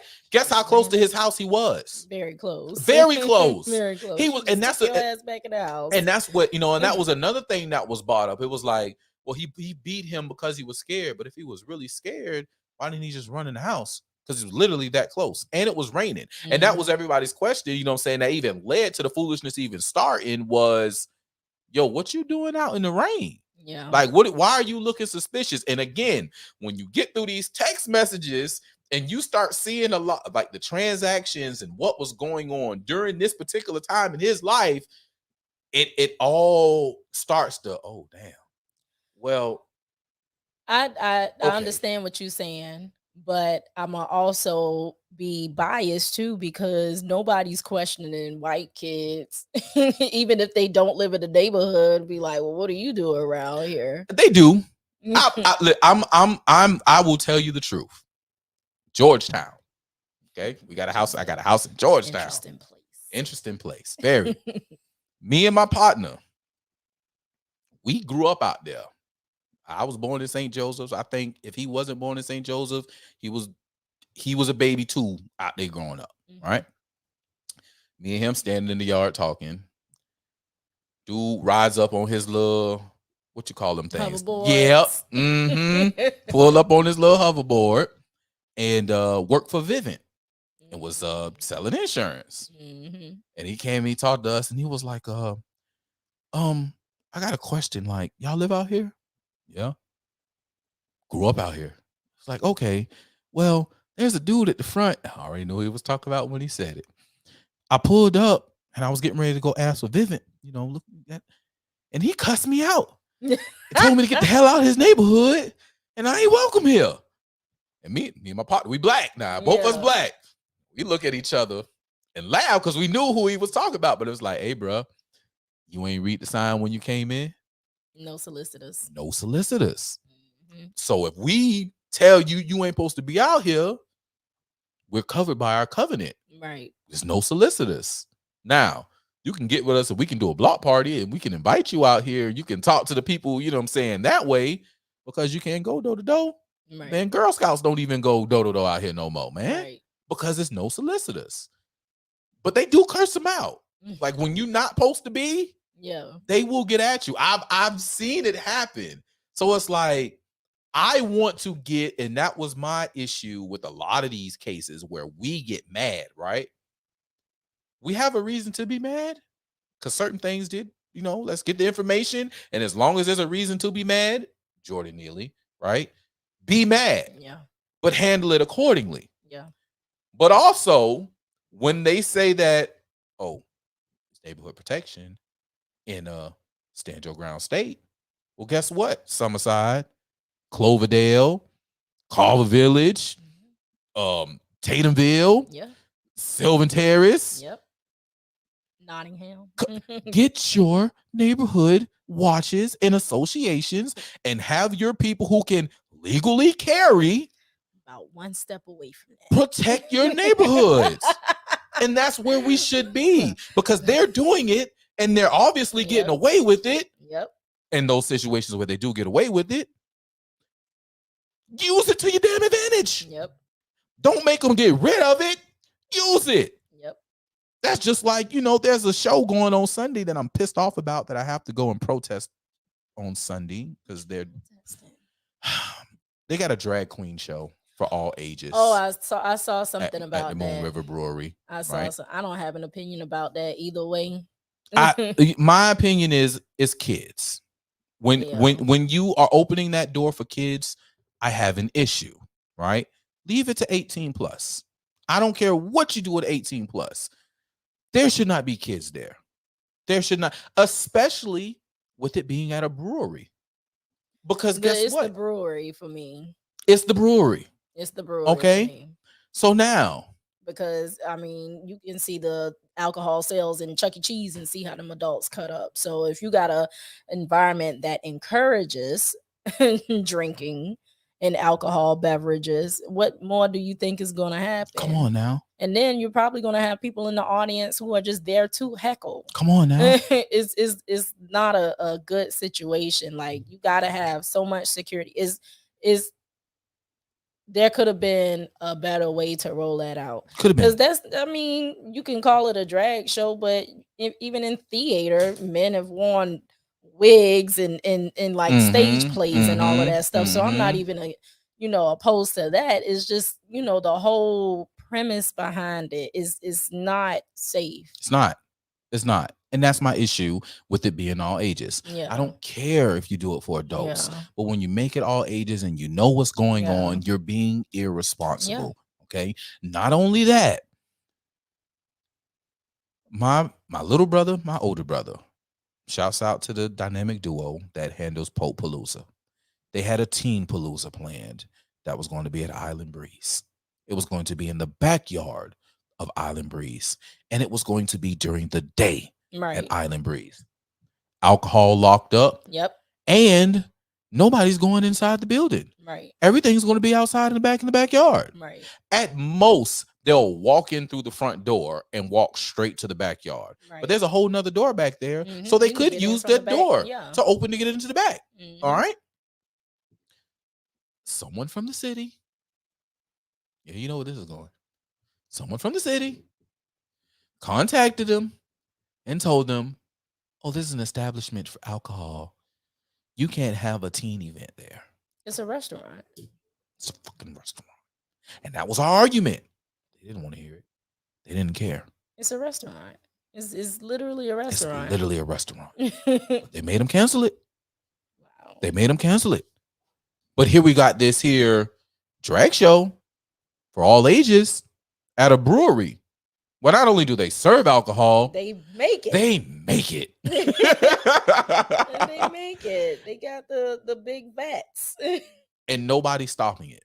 So outside of the 18 plus situation, it's more so for me. It's cool when they do it. It's a problem when I do it. But that goes back to what we were saying earlier about our causes being hijacked. And protected classes. Yeah. So I'm not with it. I can't stand with it. I won't stand with it. I'm done standing with any type of foolishness. We gonna take care of we the people, our people. That's it. And if anybody don't like it, then well, you know, you can kick rocks. And if you want to fight, I know plenty of empty parking lots and empty lots that we can meet up in, and we can throw fisticuffs if that's what they want to do. You know, listen, I want to be loving Christian. That's why I say if that's what they want, I'm putting the ball in their court of what they want. You know, because I just want to be like Jeannie. You know, just want to be like Jeannie. I'm talking about Robin Williams Jeannie now. I ain't seen the Will Smith Jeannie. I don't even know one of those. You don't know Robin Williams Jeannie? You know Robin Williams Jeannie, right? I don't know what you talking about. Okay, you're gonna have to send me that. Aladdin, man. That's Aladdin. The original Aladdin. Robin Williams was the blue genie. The new Aladdin, that one, old. It was. Yeah, it was. But we old. That's when HBO was on Channel 5. Boy, Channel 5. Shouts out when HBO was Channel 5. Let me see. Nickelodeon was 58. Disney was 59. Cartoon Network was 60. You know, you get Nickelodeon, Disney, but they make you pay for Cartoon Network now. Are you serious? They make you pay for Cartoon Network. That's insane. That is not a part of the. That is insane. Well, that's mostly because it's not for kids. It's not for kids no more. You are so right. You are. It is done. Yeah, it is done. But it's been done. I blame Adult Swim. Adult Swim started it. That was good shit. It was, and it was at night, but it was so good. That's good shit. That it just Adult Swim. Yeah, I remember Adult Swim got earlier and earlier. Like it was like first it was 11. I saw Black Jesus at 8 o'clock, and I was like, right, early. Adult Swim, but I'm gonna watch it. No, it's just TV. It's just TV. Yeah. You know, you're watching people have relations on they air say TV shit on BT, and I'm like, oh my god, shit, they've been shit. They're finna say, boy, bitch is they top word. And it was funny. And it's been that way for years because it used to be a point. They would bleep out shit. They'd bleep out ass. But bitch rode. I was like, God damn. Right. And he'd be like, you fucking bitch. You beeping, bitch. Like, wait a minute. What? You might as well just let fuck it in there. Like, God. Oh, my God. But that's what they do. Unfortunately. It is very unfortunate. We got to fix these. We got to fix it. It's up to us parents. We the parents now. That's true. We the parents now. That's another show. You don't have to get me back then. Yeah, we definitely gonna talk about a bunch of stuff because it's so much. But that is Friday Night Flights though. That's what I do. Talk about a bunch of stuff. Talk about a lot of stuff. And go in, you know, and the things and conversations that we need to hear. You know what I'm saying? And that's the whole premises of it's the conversations that just need to be had. You know, I advise everyone to whatever their flight of choice is, jump on your flight. Me personally, I'm a smoker, so you know I hit the clouds, right? Cinco de Mayo was last week, and yeah, I was on the I had got a bottle of Malawian vodka. I got a partner. What is that? It's vodka from Malawi. Oh, you did say vodka. I heard that. Yeah, because I don't drink vodka, so like I tune that whole thing out. I got you. But see that's my joint. I love me some vodka. I'm gonna be fighting. Hey, listen, you know, my thing is when it come to liquor, white get you white get you right, and brown get you down.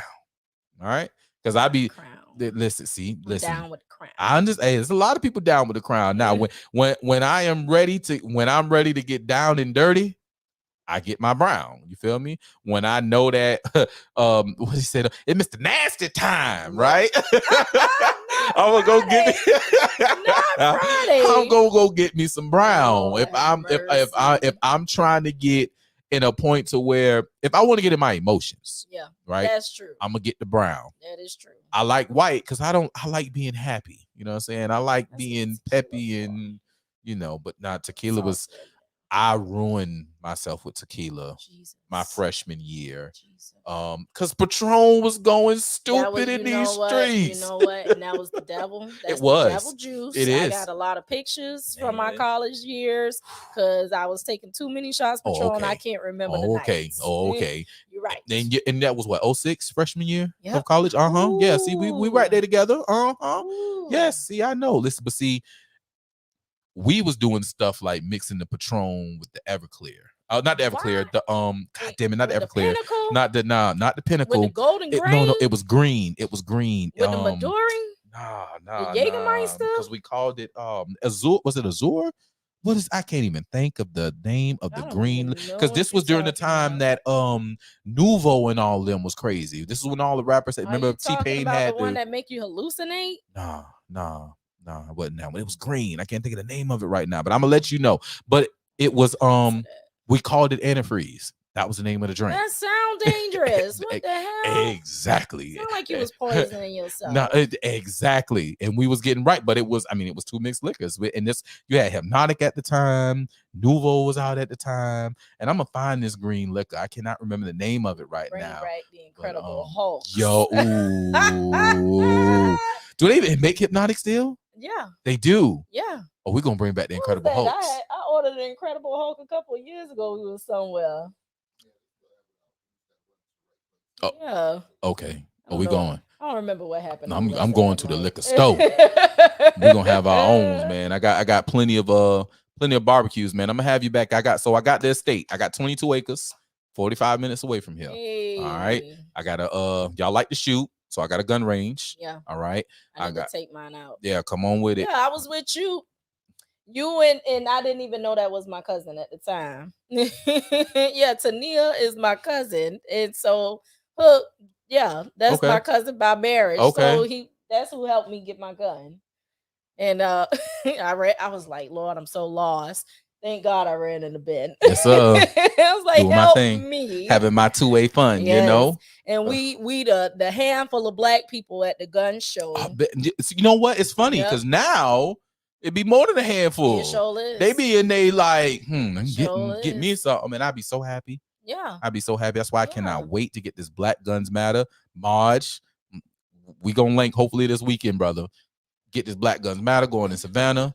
Shouts out to Naga and Yvonne. Naga, Anthony Mabin started that here. Okay. But I know he relocated. Since. Yeah, John Grimm has it now. Okay. Yeah, John Grimm. So shouts out to Brother Grimm. They're working. I was a member of NAGA for a second, and then I got mad. Oh. Yeah, because they endorsed Joe Biden. Oh Lord. And it's and you can't be a group for guns and the gun rights of people, and then you endorse the man who want to come take guns. That don't make sense. I think it was more so of they wanted Trump gone. Yeah, that was it. So they wanted Trump gone. You didn't have to endorse anybody. Yeah, you didn't have to endorse anybody. You could have just said, "Hey, we're staying out of this. Yeah. We're just hoping whoever gets in there, we can work with to make sure that we ensure the rights of the black people to keep and bear arms. That's it. Yeah. But to come out and actually say we endorse, like, at that point in time, it showed me your political hacks. Right. You're not about the mission of keeping guns and making sure that we're properly trained. Yeah. You're political hacks. So I stepped away. And me and Grimm have been talking, and he has some ideas. Yeah. We're gonna make that happen. But Black Lives Matter. Oh God, Black Jesus, Black Guns Matter. Jesus fucking Christ. Got you covered. Black, appreciate you. Because I'm gonna get to talking about BLM probably once we're gonna pause this, and then I'm gonna let y'all go home. Yeah, because I've had you for a minute, but it's Neely, man. I have a problem with the Jordan Neely thing in New York. That was a big mess. Yeah, a whole big mess. That was a big mess. First of all, it's all kind of bums people be on subways. Yes. It's New York. Yes. Now, them big ass rat cats Come on now. running through the subway. Choke the rat cat. Right. People don't even think twice about that anymore. Right. As long as you stay away from me, I'm fine with that. Make all the noise you want. And that's how it should be. Right. And that's my take. And it's it. And right now, again, I'm fighting conservatives right now because there's conservatives over there who's like, oh, now they want to lock up the hero. He wasn't no fucking hero. He was a bully. He was even at worst, he was a bully. I can see him being, somebody who people probably were scared. You got a bunch of pansies out here who probably couldn't take his words, you know what I'm saying? It probably was feeling some type of way because he's yelling, I'm not scared to go to jail. You probably have some people who, you know what I'm saying? But you didn't have to. You know what would have shut him up? Shouts out to Hotel Jesus because he says this all the time. I would have gave him $10 and he would have been quiet and happy. Yeah. Easily. Like most bums. He would have been quiet and happy. We wouldn't have to worry about it no more. Yeah. So all y'all had to do was pull out a quarter, a 2 quarter. Hey man, listen, I'm hurting, but I got this. Here you go, bro. Yeah. You know what I'm saying? We all hurting out here, but at least I'm gonna help. Come on. But So I mean, and you held that position. mm-hmm. You held that position. So it wasn't like you were trying to stabilize him. You were really trying to take him there. out. You stayed there. You're and really then the two people, but now, bigger problem. Them two niggas that helped them, give them, they need to share in this second degree accessories to second degree manslaughter. Yeah. They need to share this, right? You didn't. I again, there's a lot of people who said they went for murder. I won't go for murder. I don't know if it was not first degree. Yeah, I don't think he set out like, yeah, nigga, I'm finna go kill you. But I think that after a while, it became too overwhelming. It became too overwhelming, right? It became too overwhelming, and he stayed in there and he died. So no, man, something needs to happen with that. I don't think the dude deserves life in jail, but I do believe that something needs to happen for this. And people need to remember that, listen, just because someone says something you don't agree with don't mean you can choke them out. Right. Now, if this is the hill that y'all choose to die on, okay. I've had some people say some things to me that I feel was threatening. So, if it's good for the goose. Threatened. Oh, I have. I have. But guess what? I've seen them. Guess what? Did you see it's a song went viral? Little dude got shot up, right? Got shot up, and we quick to go record something. The boy recorded a song, I'm still alive. Yeah. I'm still alive. Yeah. I'm singing that. I'm still alive. Ain't nobody yet. I think people know that with me, they gotta be ready for war. And I don't think people really it's okay to put it on Facebook and talk about it on the internet. But you ain't gonna say it to my face, And there's a dude whose name I will not mention, but I know you know him very well. I ain't gonna mention it. I know exactly what you're talking about. He assisted in making me viral at one point in time in the city of Savannah, right? Took a little picture, wanted to call me a super coon. Yes, he did. And I was looking for him. And by the graces of God, because he's a whole meter maid in these streets, or was a meter maid. I don't really know, but that's what his job is. And I was looking for him. It was days that I would just go ride through downtown Savannah. I was scouting, right? Because I wanted that energy. Like there's one, I'm sorry, like we get mad when white people use their hard ER, right? I get mad when my people call me that. Yeah. Because I do too much. You do. Too much. I agree with that. To bear that from anybody, especially somebody who's not from here. Now, would I been out there with the whole Trump flag? Probably not. Probably not. But you've always been like that, so it's not like it's something new. It's not new. It's not something new. Just like I'm out there with my Trump not flag. Out here kissing ass either. I'm out there with my Trump flag and this at the same time. So like. At the same time. Come on, folks. Like, let's not. At the end of the day, you got a goal you're trying to accomplish. And it's always been about Black empowerment. That's it. So at no point in time would I ever thought you was out there cooling. And I appreciate that. And I saw it and I was like, oh shit, it's about to go down. At least somebody knew. At least someone knew. So so my brother was living on Forsyth Park at the time at the I think it was the Towers. I can't even remember. Telfair Towers. Telfair. And I was leaving my brother's house, and I turned on the Drayton, and I turned on the Park Avenue. And I was on my way here. I was coming here. And I'm riding by Brighter Day, and I look, and it's him. Oh, Jesus. I got the Park Avenue and bull and swung that truck, and that back end swung. And got back and threw that thing in park, and my pistol wasn't on my side. It was actually on my dashboard. Like my pistol was in view on my dashboard. Didn't grab it, didn't need it, didn't care. Hopped out the truck. So what's all that super cool shit you was talking? And them white folk looking like, oh my god, oh my gosh, what's gonna happen? And I was like, yeah, it was tough online, and I know he shit his pants, and I know because like was going with his day. He didn't know that I was about to just pull up, but it's like I need people. I graduated from Beach High School, right? Punk. I ain't no punk. I ain't no punk. It don't go down. You can't be. Yeah. You can't be. Yeah. So it's like, and to try me, and again, like we already feel some way about the refugees from that time period anyway. All right.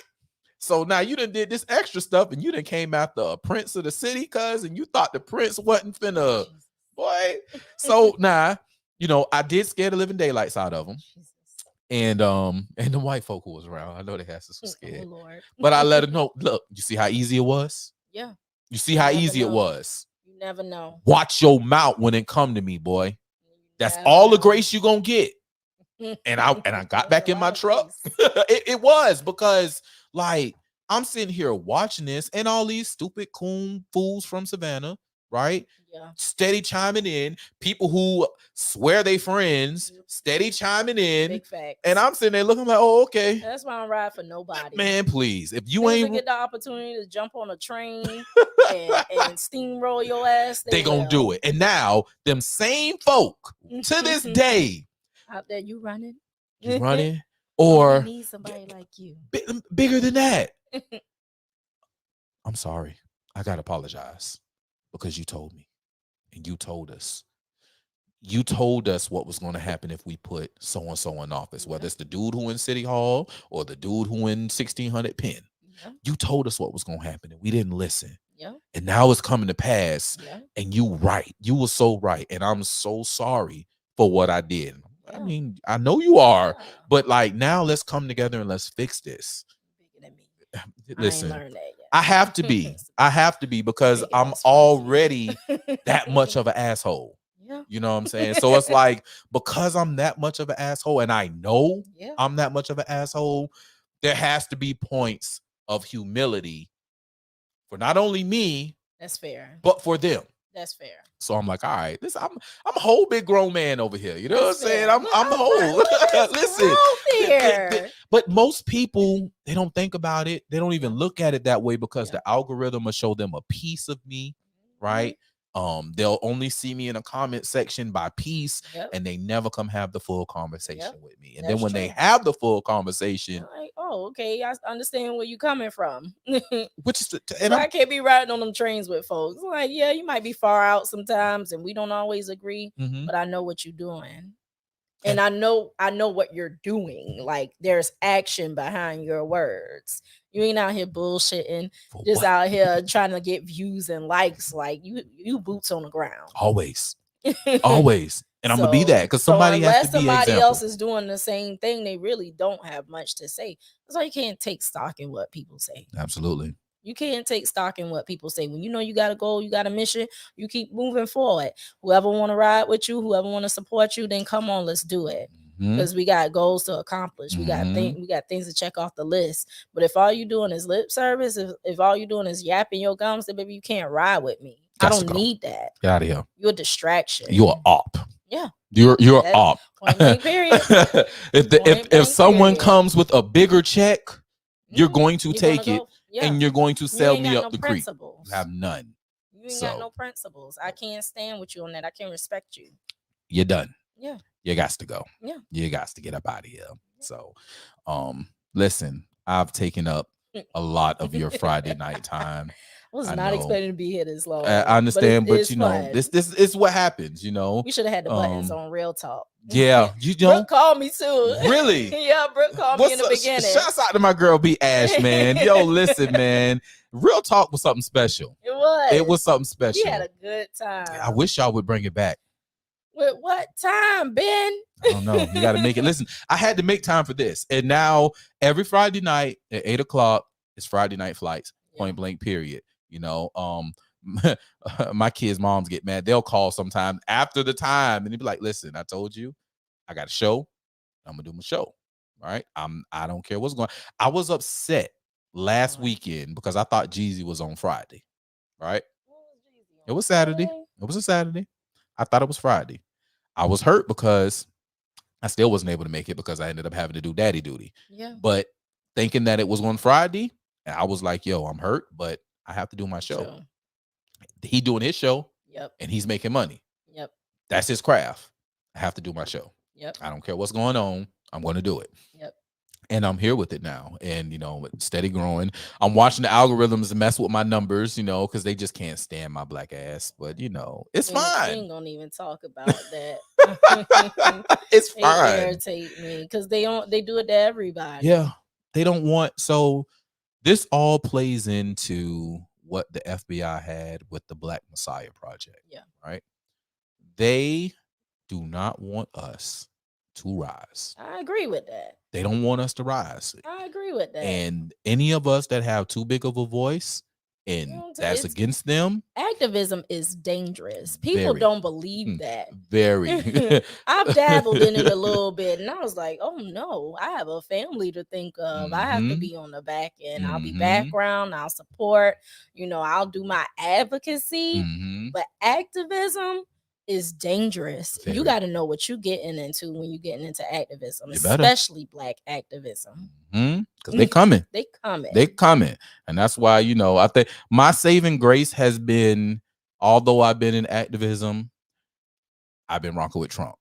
I believe that. So they like, oh yeah, we ain't got nothing to worry about. They already hate his ass because he rocking with Trump. So we ain't got nothing to worry about. They don't put a lot of stock in you. They'll put stock in him. But now is a different situation.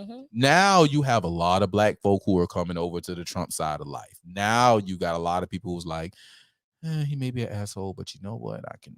He ain't lying. So it's like now that people are feeling that way, they're looking at me like, oh, this nigga is an OG in this game.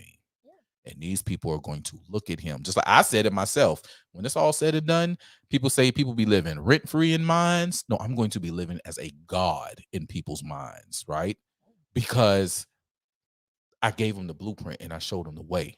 Yeah. And everything that I said came to pass. That's true. So they're going to be like, damn, this nigga was right. Like he wasn't just partially right. This nigga right. You ain't told no lies, but I mean, it's all predictable. It is. It's all predictable. If you ever pay attention to history, you can see it. You can see it at all. History repeats itself and there's nothing new under the sun. At all. So figure out your place. And I know the place right now is that America is getting ready to fall because our empire has ridden its time limit for far too long. And if anybody knows history, there's only a little bit of time that empires have before they crush.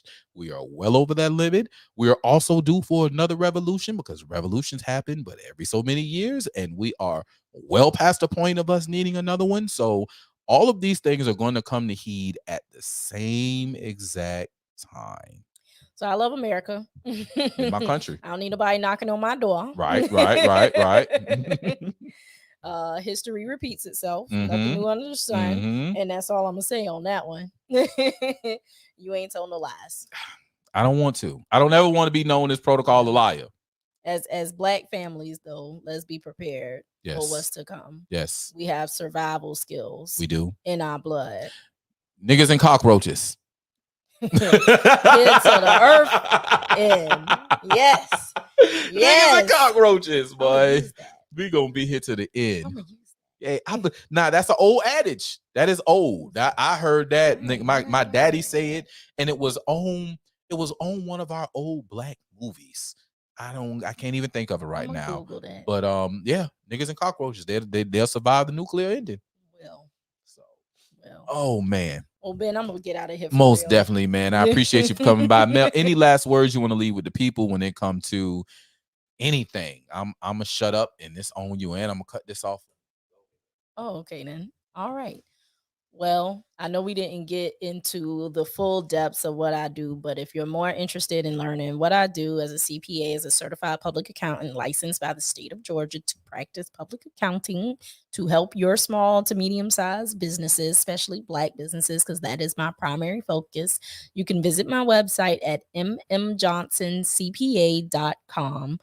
You can also ask me quick questions, like very quick. And then if you have anything more in depth, schedule that consultation because you pay for everything else. You're going to pay me too. But when you pay me, it's an investment, baby. We here to make money. We here to grow. And for sure, if we work together, that's what I want to see you do is grow because there's money out here in these streets. Now let's go get it. Ching, ching, ching, ching, ching, ching.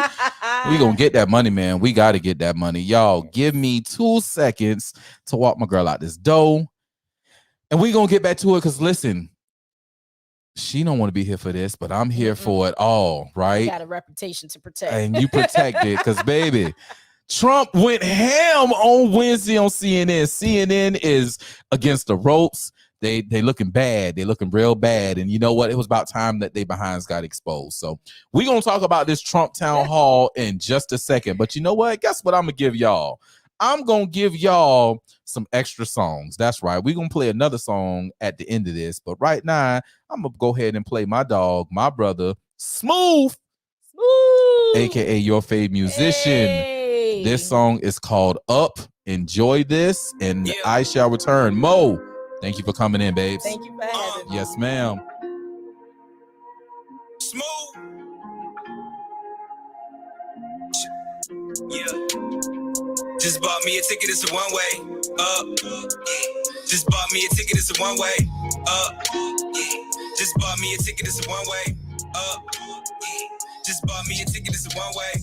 Time to set the tone. One-on-one can't make a clone. Bet he knows that he really dope with these witty quotes on the beat I flow. You see it right, I ain't got a gloat, but I took the L and now I'm the GOAT.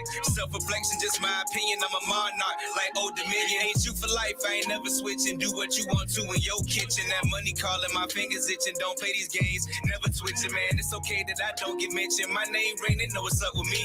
Get on any beat comfortably, and when I get going, boy, I'm something to see. I'ma be everything that I wanna be. This was meant for me. I'm the son of G's. Love our work, roll up my sleeve. I'ma get it done long as I believe. We just alike cause we breathe and bleed. I know it's gonna grow if I plant the seed. I'm a champion like Willis Reed, and we moving up with that God's speed. Like, yeah. Just bought me a ticket, it's a one way. Just bought me a ticket, it's a one way. Just bought me a ticket, it's a one way.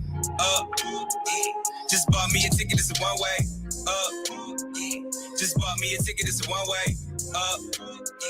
Just bought me a ticket, it's a one way. Just bought me a ticket, it's a one way. Just bought me a ticket, it's a one way.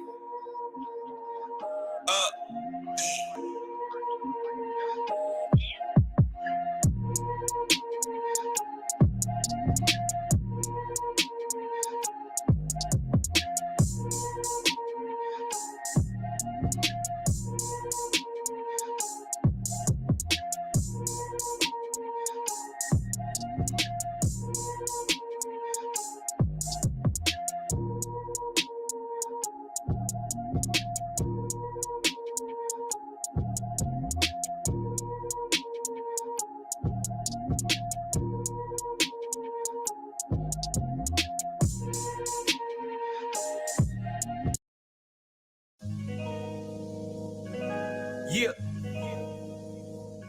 Smooth. Look.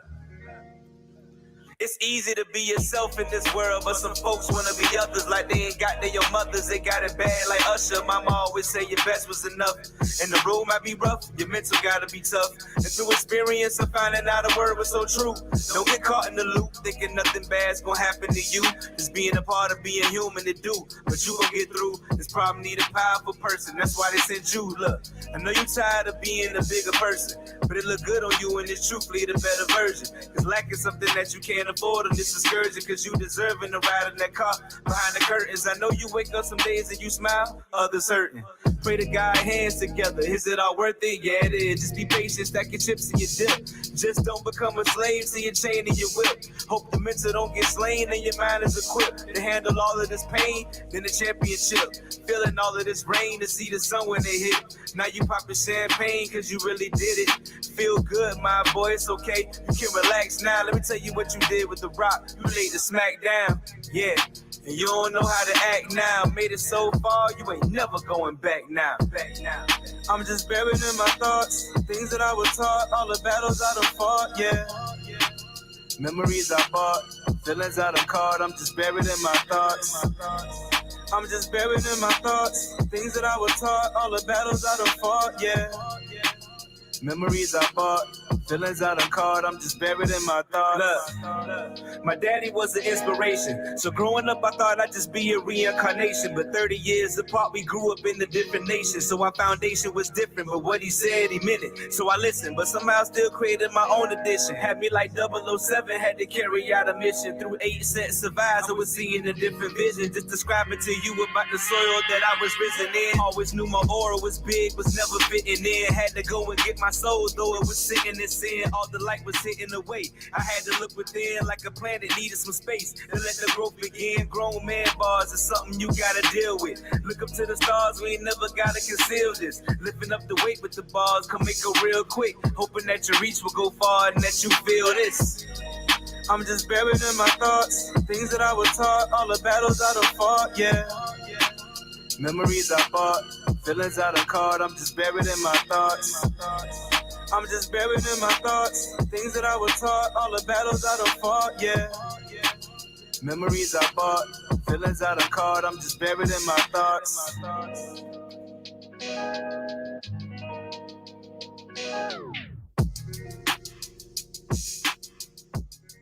Yeah. One time, your boy Pro is back in the building. See, this thing still acting all haywire and stuff. I don't know. One time from a girl, Mel, checking in the building. Mel Joe, awesome CPA, awesome woman, smart as a whip. Came through and held it down with your boy.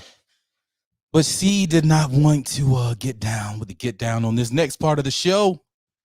And I can completely understand why. Because it's about to get real spicy. That right. It's about to get real spicy. Let's bring my boy up. So on Wednesday, we had an amazing treat provided to us by CNN. Let's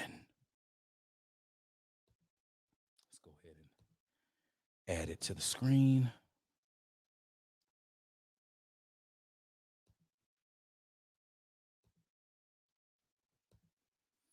Buried in my thoughts. All right, y'all. Here we go. Y'all can see on the screen, we have Mr. 45, 47. Welcome back to CNN's Donald Trump. Presidential Town Hall with former President Donald Trump. President Trump-elect Jennifer Simmons. She is a stay-at-home mom and former town selectman from Wyndham. She's a Republican and she voted for you in 2020. Jennifer, what's your question tonight? Good evening, Mr. President. Title 42 is expected to expire tomorrow. Our southern border and now our northern border are experiencing record migration. We learned on May 2nd that the Biden administration plans on deploying 1,500 troops to the southern border. No bueno, y'all. Do you agree with deploying troops to the border? And let me show you what we're talking about. I'm going to let you hear, and then I'm going to show you. All our borders. Sure. I'm going to show you where she is full of business. Fair use. Republican Presidential Town Hall with former President Donald Trump. President Trump, I'd like you to meet Jennifer Simmons. She is a stay-at-home mom and former town selectman from Wyndham. She's a Republican and she voted for you in 2020. Jennifer, what's your question tonight? Good evening, Mr. President. Title 42 is expected to expire tomorrow. Our southern border and now our northern border are experiencing record migration. We learned on May 2nd that the Biden administration plans on deploying 1,500 troops to the southern border. Do you agree with deploying troops to the border, and how will a Trump administration slow down the rate of migrants coming across all our borders? Sure.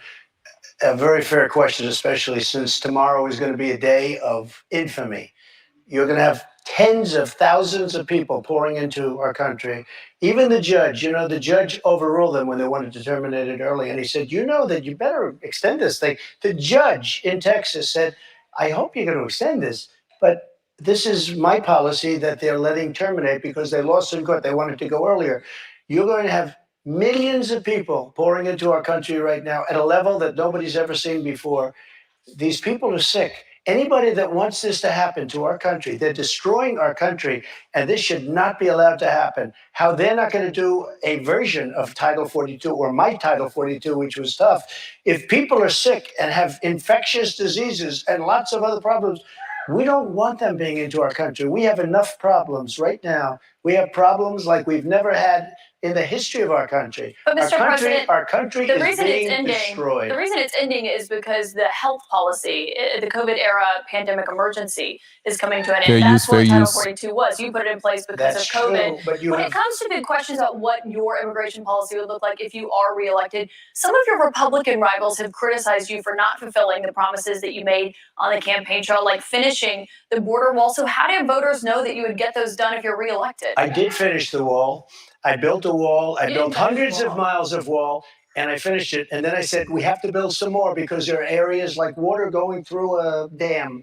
There are some areas where a lot of people are coming. You close up one, and they come into another. And we started another 100 miles of wall. In fact, I said to my people, if we start this and don't finish it, and then we had a rigged election, I'm sorry to say it. The election was not rigged, Mr. President. You can't keep saying that all night long. And we're gonna get into that. They took over and they decided not to finish it. It would have taken them 3 weeks. I built hundreds of miles of wall. If we didn't have it, it would be hard to believe it could be any worse. They're just letting people flow into our country. Look, a country has to have borders. There's never been anything like is happening to our country right now. You built about 52 miles of new wall when you were in office, Mr. President. It wasn't the complete wall. One other thing that with no, but I have to respond to that. With your immigration, it was only about 52 miles of new wall. This is what she does. I built hundreds of miles. Some of the wall was up there and would be laying on the ground, rusted, rotten steel, rusted, rotten wood, and what the radical left crazy Democrats did, if there's a piece of wood laying down, they consider that a wall. I built 30-foot walls that go down 7 feet into the ground. If there was a little piece of wood sitting in the ground, they said, oh, he's not building a wall. We already had a wall. Because this is the game. They're a party of disinformation. It's not a game, Mr. President. It's about 52 miles of new wall. One other immigration... All right. I got to cut that bitch off. Yeah, I know. And the reason why, because, again, they be on that bullshit, right? They be on that bullshit. So she says that, Mr. President, you only built 52 miles of wall. You only built 52 miles of wall. You didn't know. You only built 52 miles of wall. You built 42 miles of wall. You didn't build. You didn't build. U.S. News and World Report. Now, we all know U.S. News, right? This is a reputable news source. It's been a reputable news source as far as I've known for a very long time. So how much of Trump's border wall was built? February 7th, 2022. Now, this was a year ago. All right. Just hours after President Joe Biden took office in January 2021, he signed a handful of executive orders fulfilling campaign promises and signaling the priorities of his fledgling administration. Among them, in order to immediately halt construction on former President Donald Trump's signature border wall. Okay. So Biden stopped the wall from being built or being finished. Trump's signature promise to build a barrier along the southwest border of the U.S. propelled him to victory in 2016, and his administration during his term appropriated some $15 billion for its construction, a big chunk of which was taken from the Defense Department's budget after Congress refused to meet administration's funding demands and prompting a lengthy government shutdown. So, check it. It is, Jesus Christ, is that smooth? Is that all smooth? Y'all, that's smooth, y'all. Oh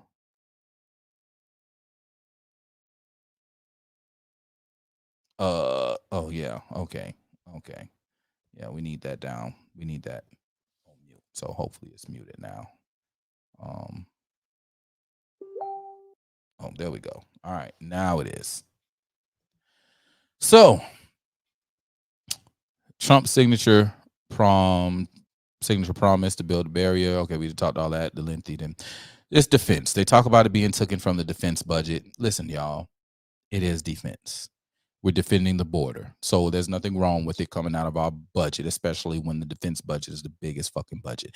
It's funny. They cry about the defense budget being too big and how it could go to other things. And it does go to other things, but it's actually for defense, and they get mad. It's because the Democrats are fucking loony. But here's the big thing that I wanted to show y'all. Before Biden stopped new construction on the wall, the Trump administration had built 458 miles of what is dubbed as border wall system, according to final figures compiled by U.S. Customs and Border Protection. The wall consists mostly of 18 to 30-foot steel bollards anchored in concrete. The barrier also has sensors, lights, cameras, and parallel roads in some places. You see that right there, y'all? Total 458 miles. All right, guys. What do we have? In red, recently built. In blue, pre-existing barriers. So now, let's look at this map. That's a lot of red, y'all. That's a lot of red, y'all. That's a lot of red. Recently built, pre-existing barriers. Some 226 miles, or nearly half of the total number of miles built, run along the border in Arizona, including more than 100 miles in both the Border Patrol sector near Yuma and in the sector near Tucson. So Trump built 458 miles. 458 miles. And what did this bitch say out of her mouth? The little piece of wood sitting in the ground, they said, oh, he's not building a wall. We already had a wall. Because this is the game. They're a party of disinformation. It's not a game, Mr. President. It's about 52 miles of new wall. It's about 52 miles of new wall. But U.S. News said, per the U.S. Customs and Border Protection, 458 miles recently built. CNN, y'all, and you got dumbasses like Anderson Cooper and all these some bitches. Oh, well, it was fact checking. He was just sitting there. He was just spewing out lies all over the place. And he was lying. He was lying about the election. And he was lying about this. And he was lying about that. He was just doing nothing but lies. No, you guys were fucking lying.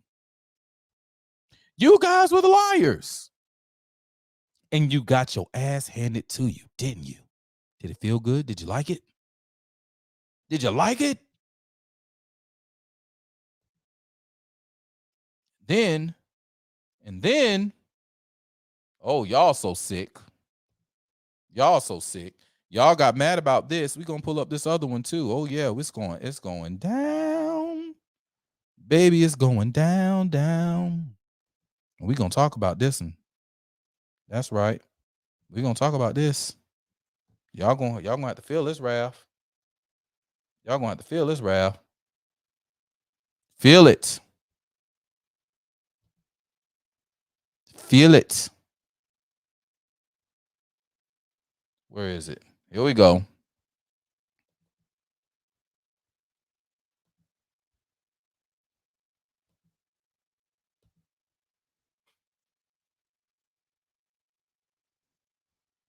This was beautiful.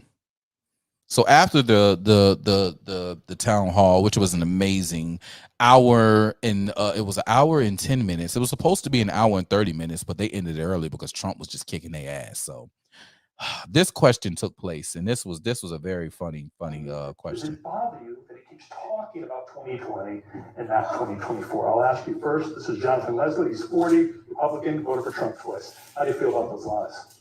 So I feel like part of it's also the media narrative, as you guys asked in the first question at the town hall about the 2020 election, rather than current stuff. So don't you think you could say it's time for them to start talking about 2024, not lies that aren't true? Couldn't the media ask him a question about 2024? Well, there were questions, but you're right. That was the first thing, but that's something that was on our mind. Why does President Trump keep talking about the 2020 election? Why won't he let go of the 2020 election? Did you motherfuckers let go of the 2016 election? No, you did not. So if you didn't let go of the 2016 election all the way up until 2020, why should he let go of 2020? Huh? Are you gonna, what did she say? Are you going to accept the elections? I got to find that one because, man, listen, that chick there, boy, She had me hot.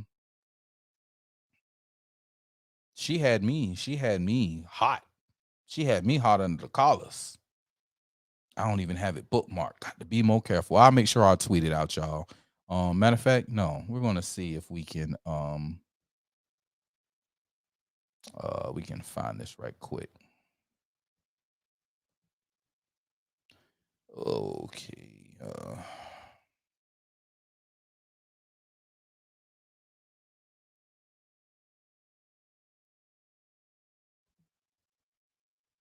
I'm just buried in my thoughts. It's a long one. It's gonna be a 3-hour one. That's all right. I'm with it. I hope y'all with it too. Let's see here.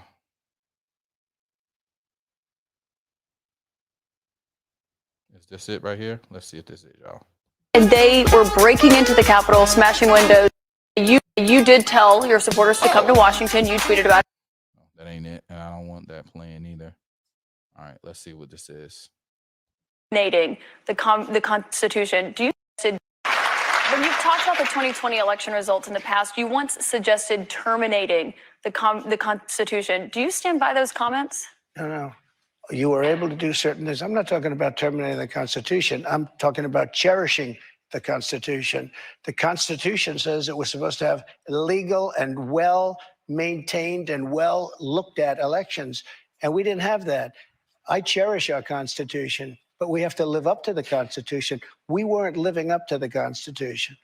I was just saying there's no evidence of that election fraud. You did once tweet. You're supposed to say that, but I'm glad you say that. But you're supposed to say that. That was a horrible election.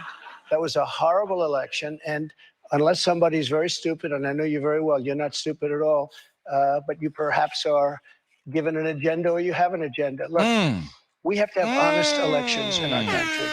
We have open borders. We have. All right, y'all. You look at what's happening. I want to introduce y'all elections. to Michelle Long Spears. You see her on your screen right now. Michelle Long Spears. Michelle Long Spears ran for the DeKalb County Commission up there in the Atlanta, Georgia area. And you see she's happy. Talking about election day. She made it to a runoff. That was on June 21st. So this election took place in March of 2022. If y'all remember, this was during the primary where we were voting for who would essentially end up running for senator and the school board elections and things of that nature. So their county commission election was during this time in 2022. So, well, why are you talking about this lady in Atlanta, Pro? I'm glad you asked. Michelle Long Spears, and if you've seen this before, if you've been here with us on Friday Night Flights, you've seen this before. I'm going to keep banging it home until people check this out. So, Michelle Long Spears, tweet 1 of 3 on the thread. In case you missed it, after all of our hard work and your support over the last 3 months, a massive error showed our election day results in every precinct except for at 0. Yes. That's right. 0 votes in all precincts except 4. And I believe she has 40 precincts in her district. I think that's what it said up top. Even at her home voting precinct where she votes for herself, she had 0 votes.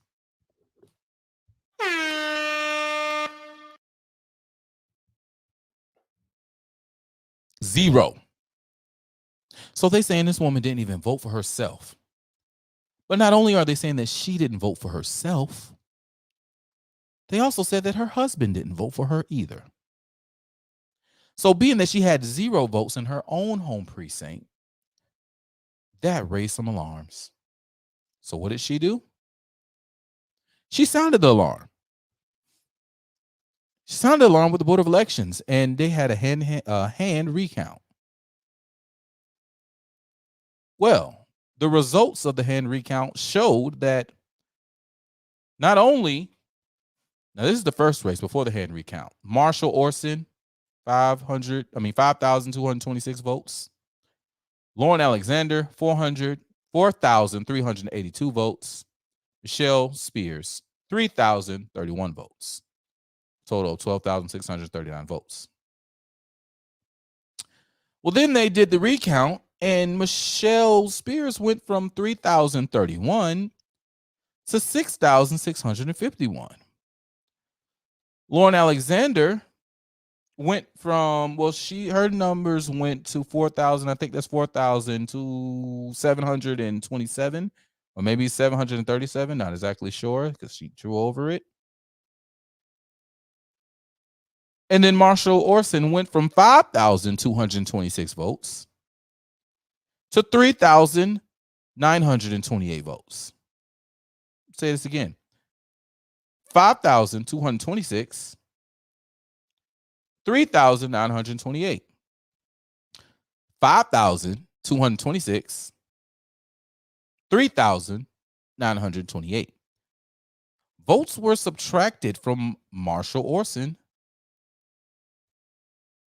and given to Michelle Long Spears. It had to be. But then there's also another issue.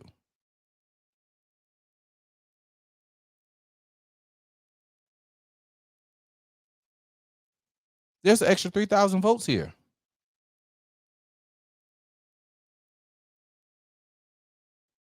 Where'd they come from? And Marshall number still went down. Still went down. Marshall lost 2,000 votes.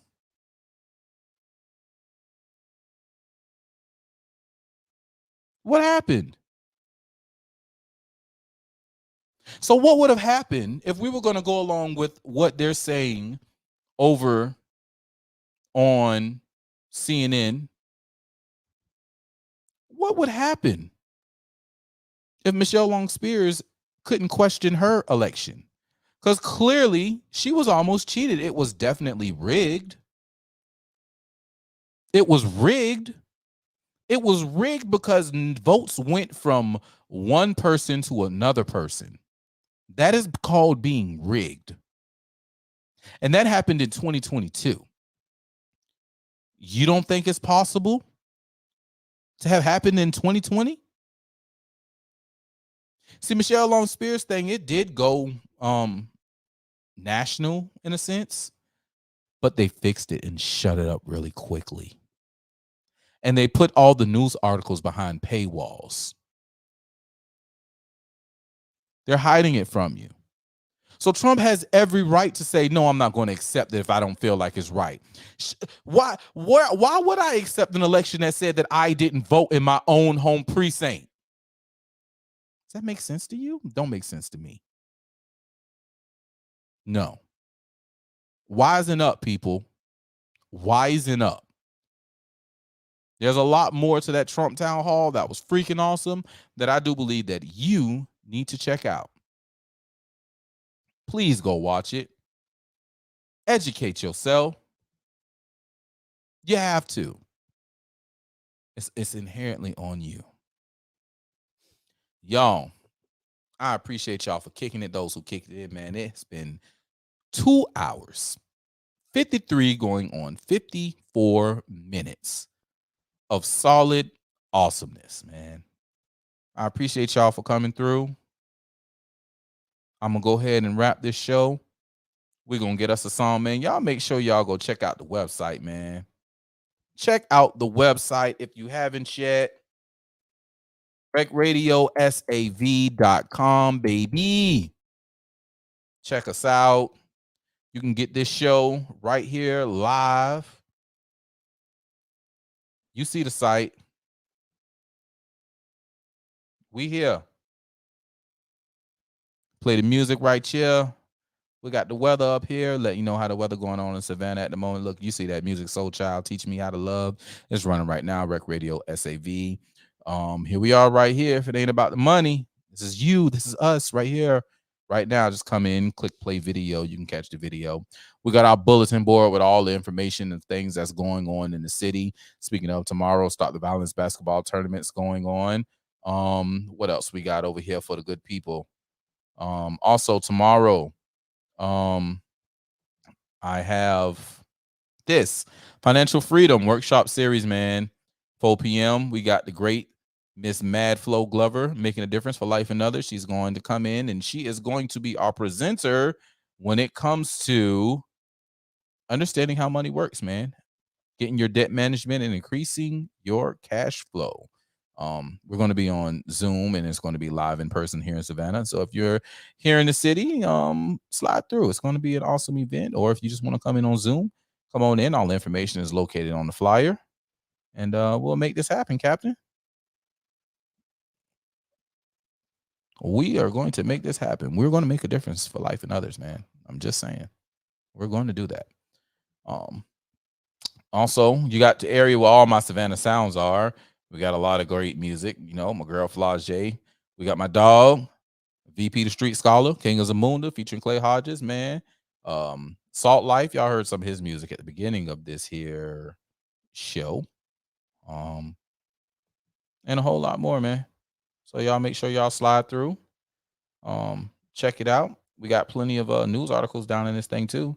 Y'all know hurricane preparedness needs to be underway because it's that time.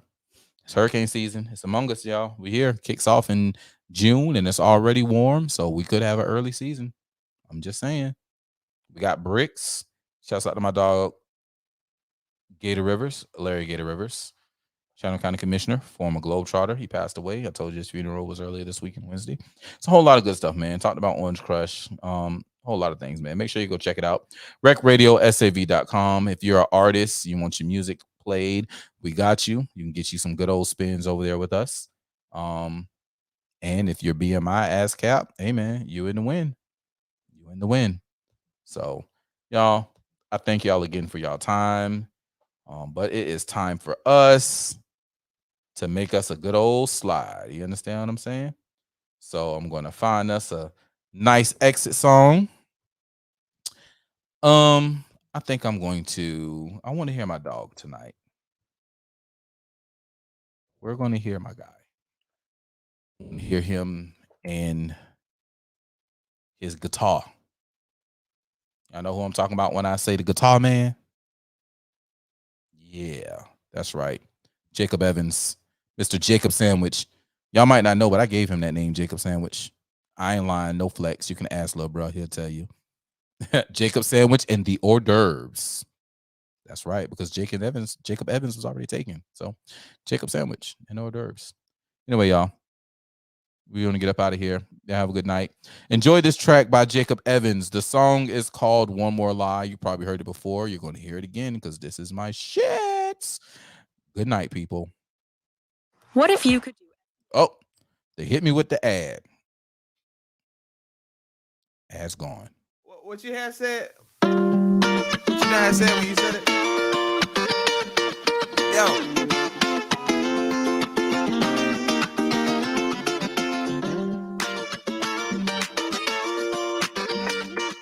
No, I can't stop.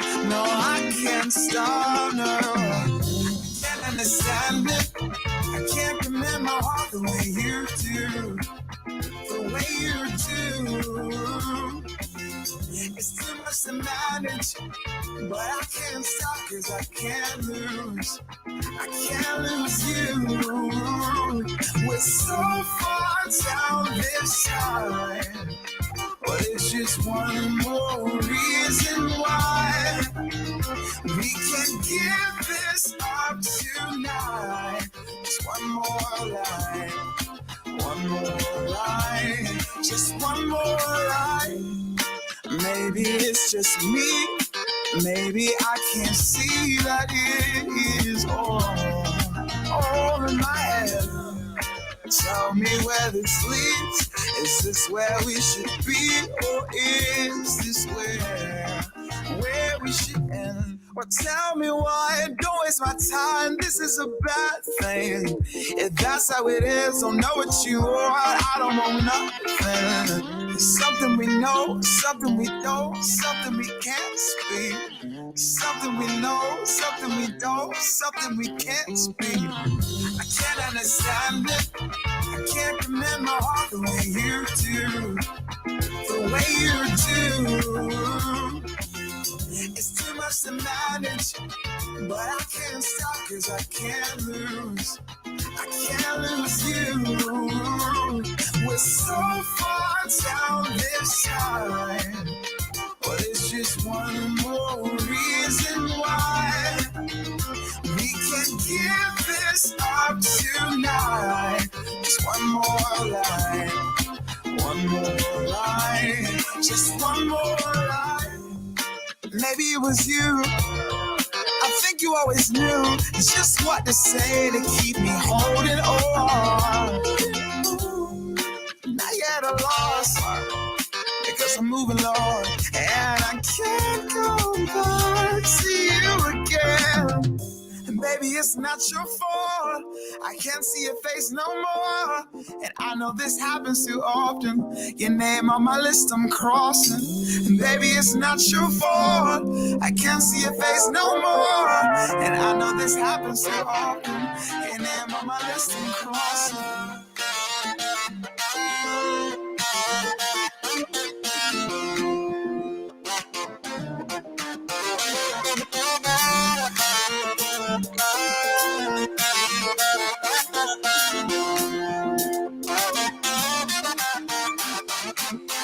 I can't understand it. I can't remember all the way you do.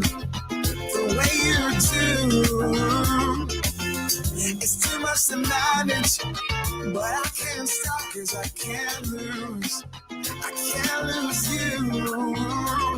We're so far down this time, but it's just one more reason why we can give this up tonight. Just one more line, one more line, just one more line.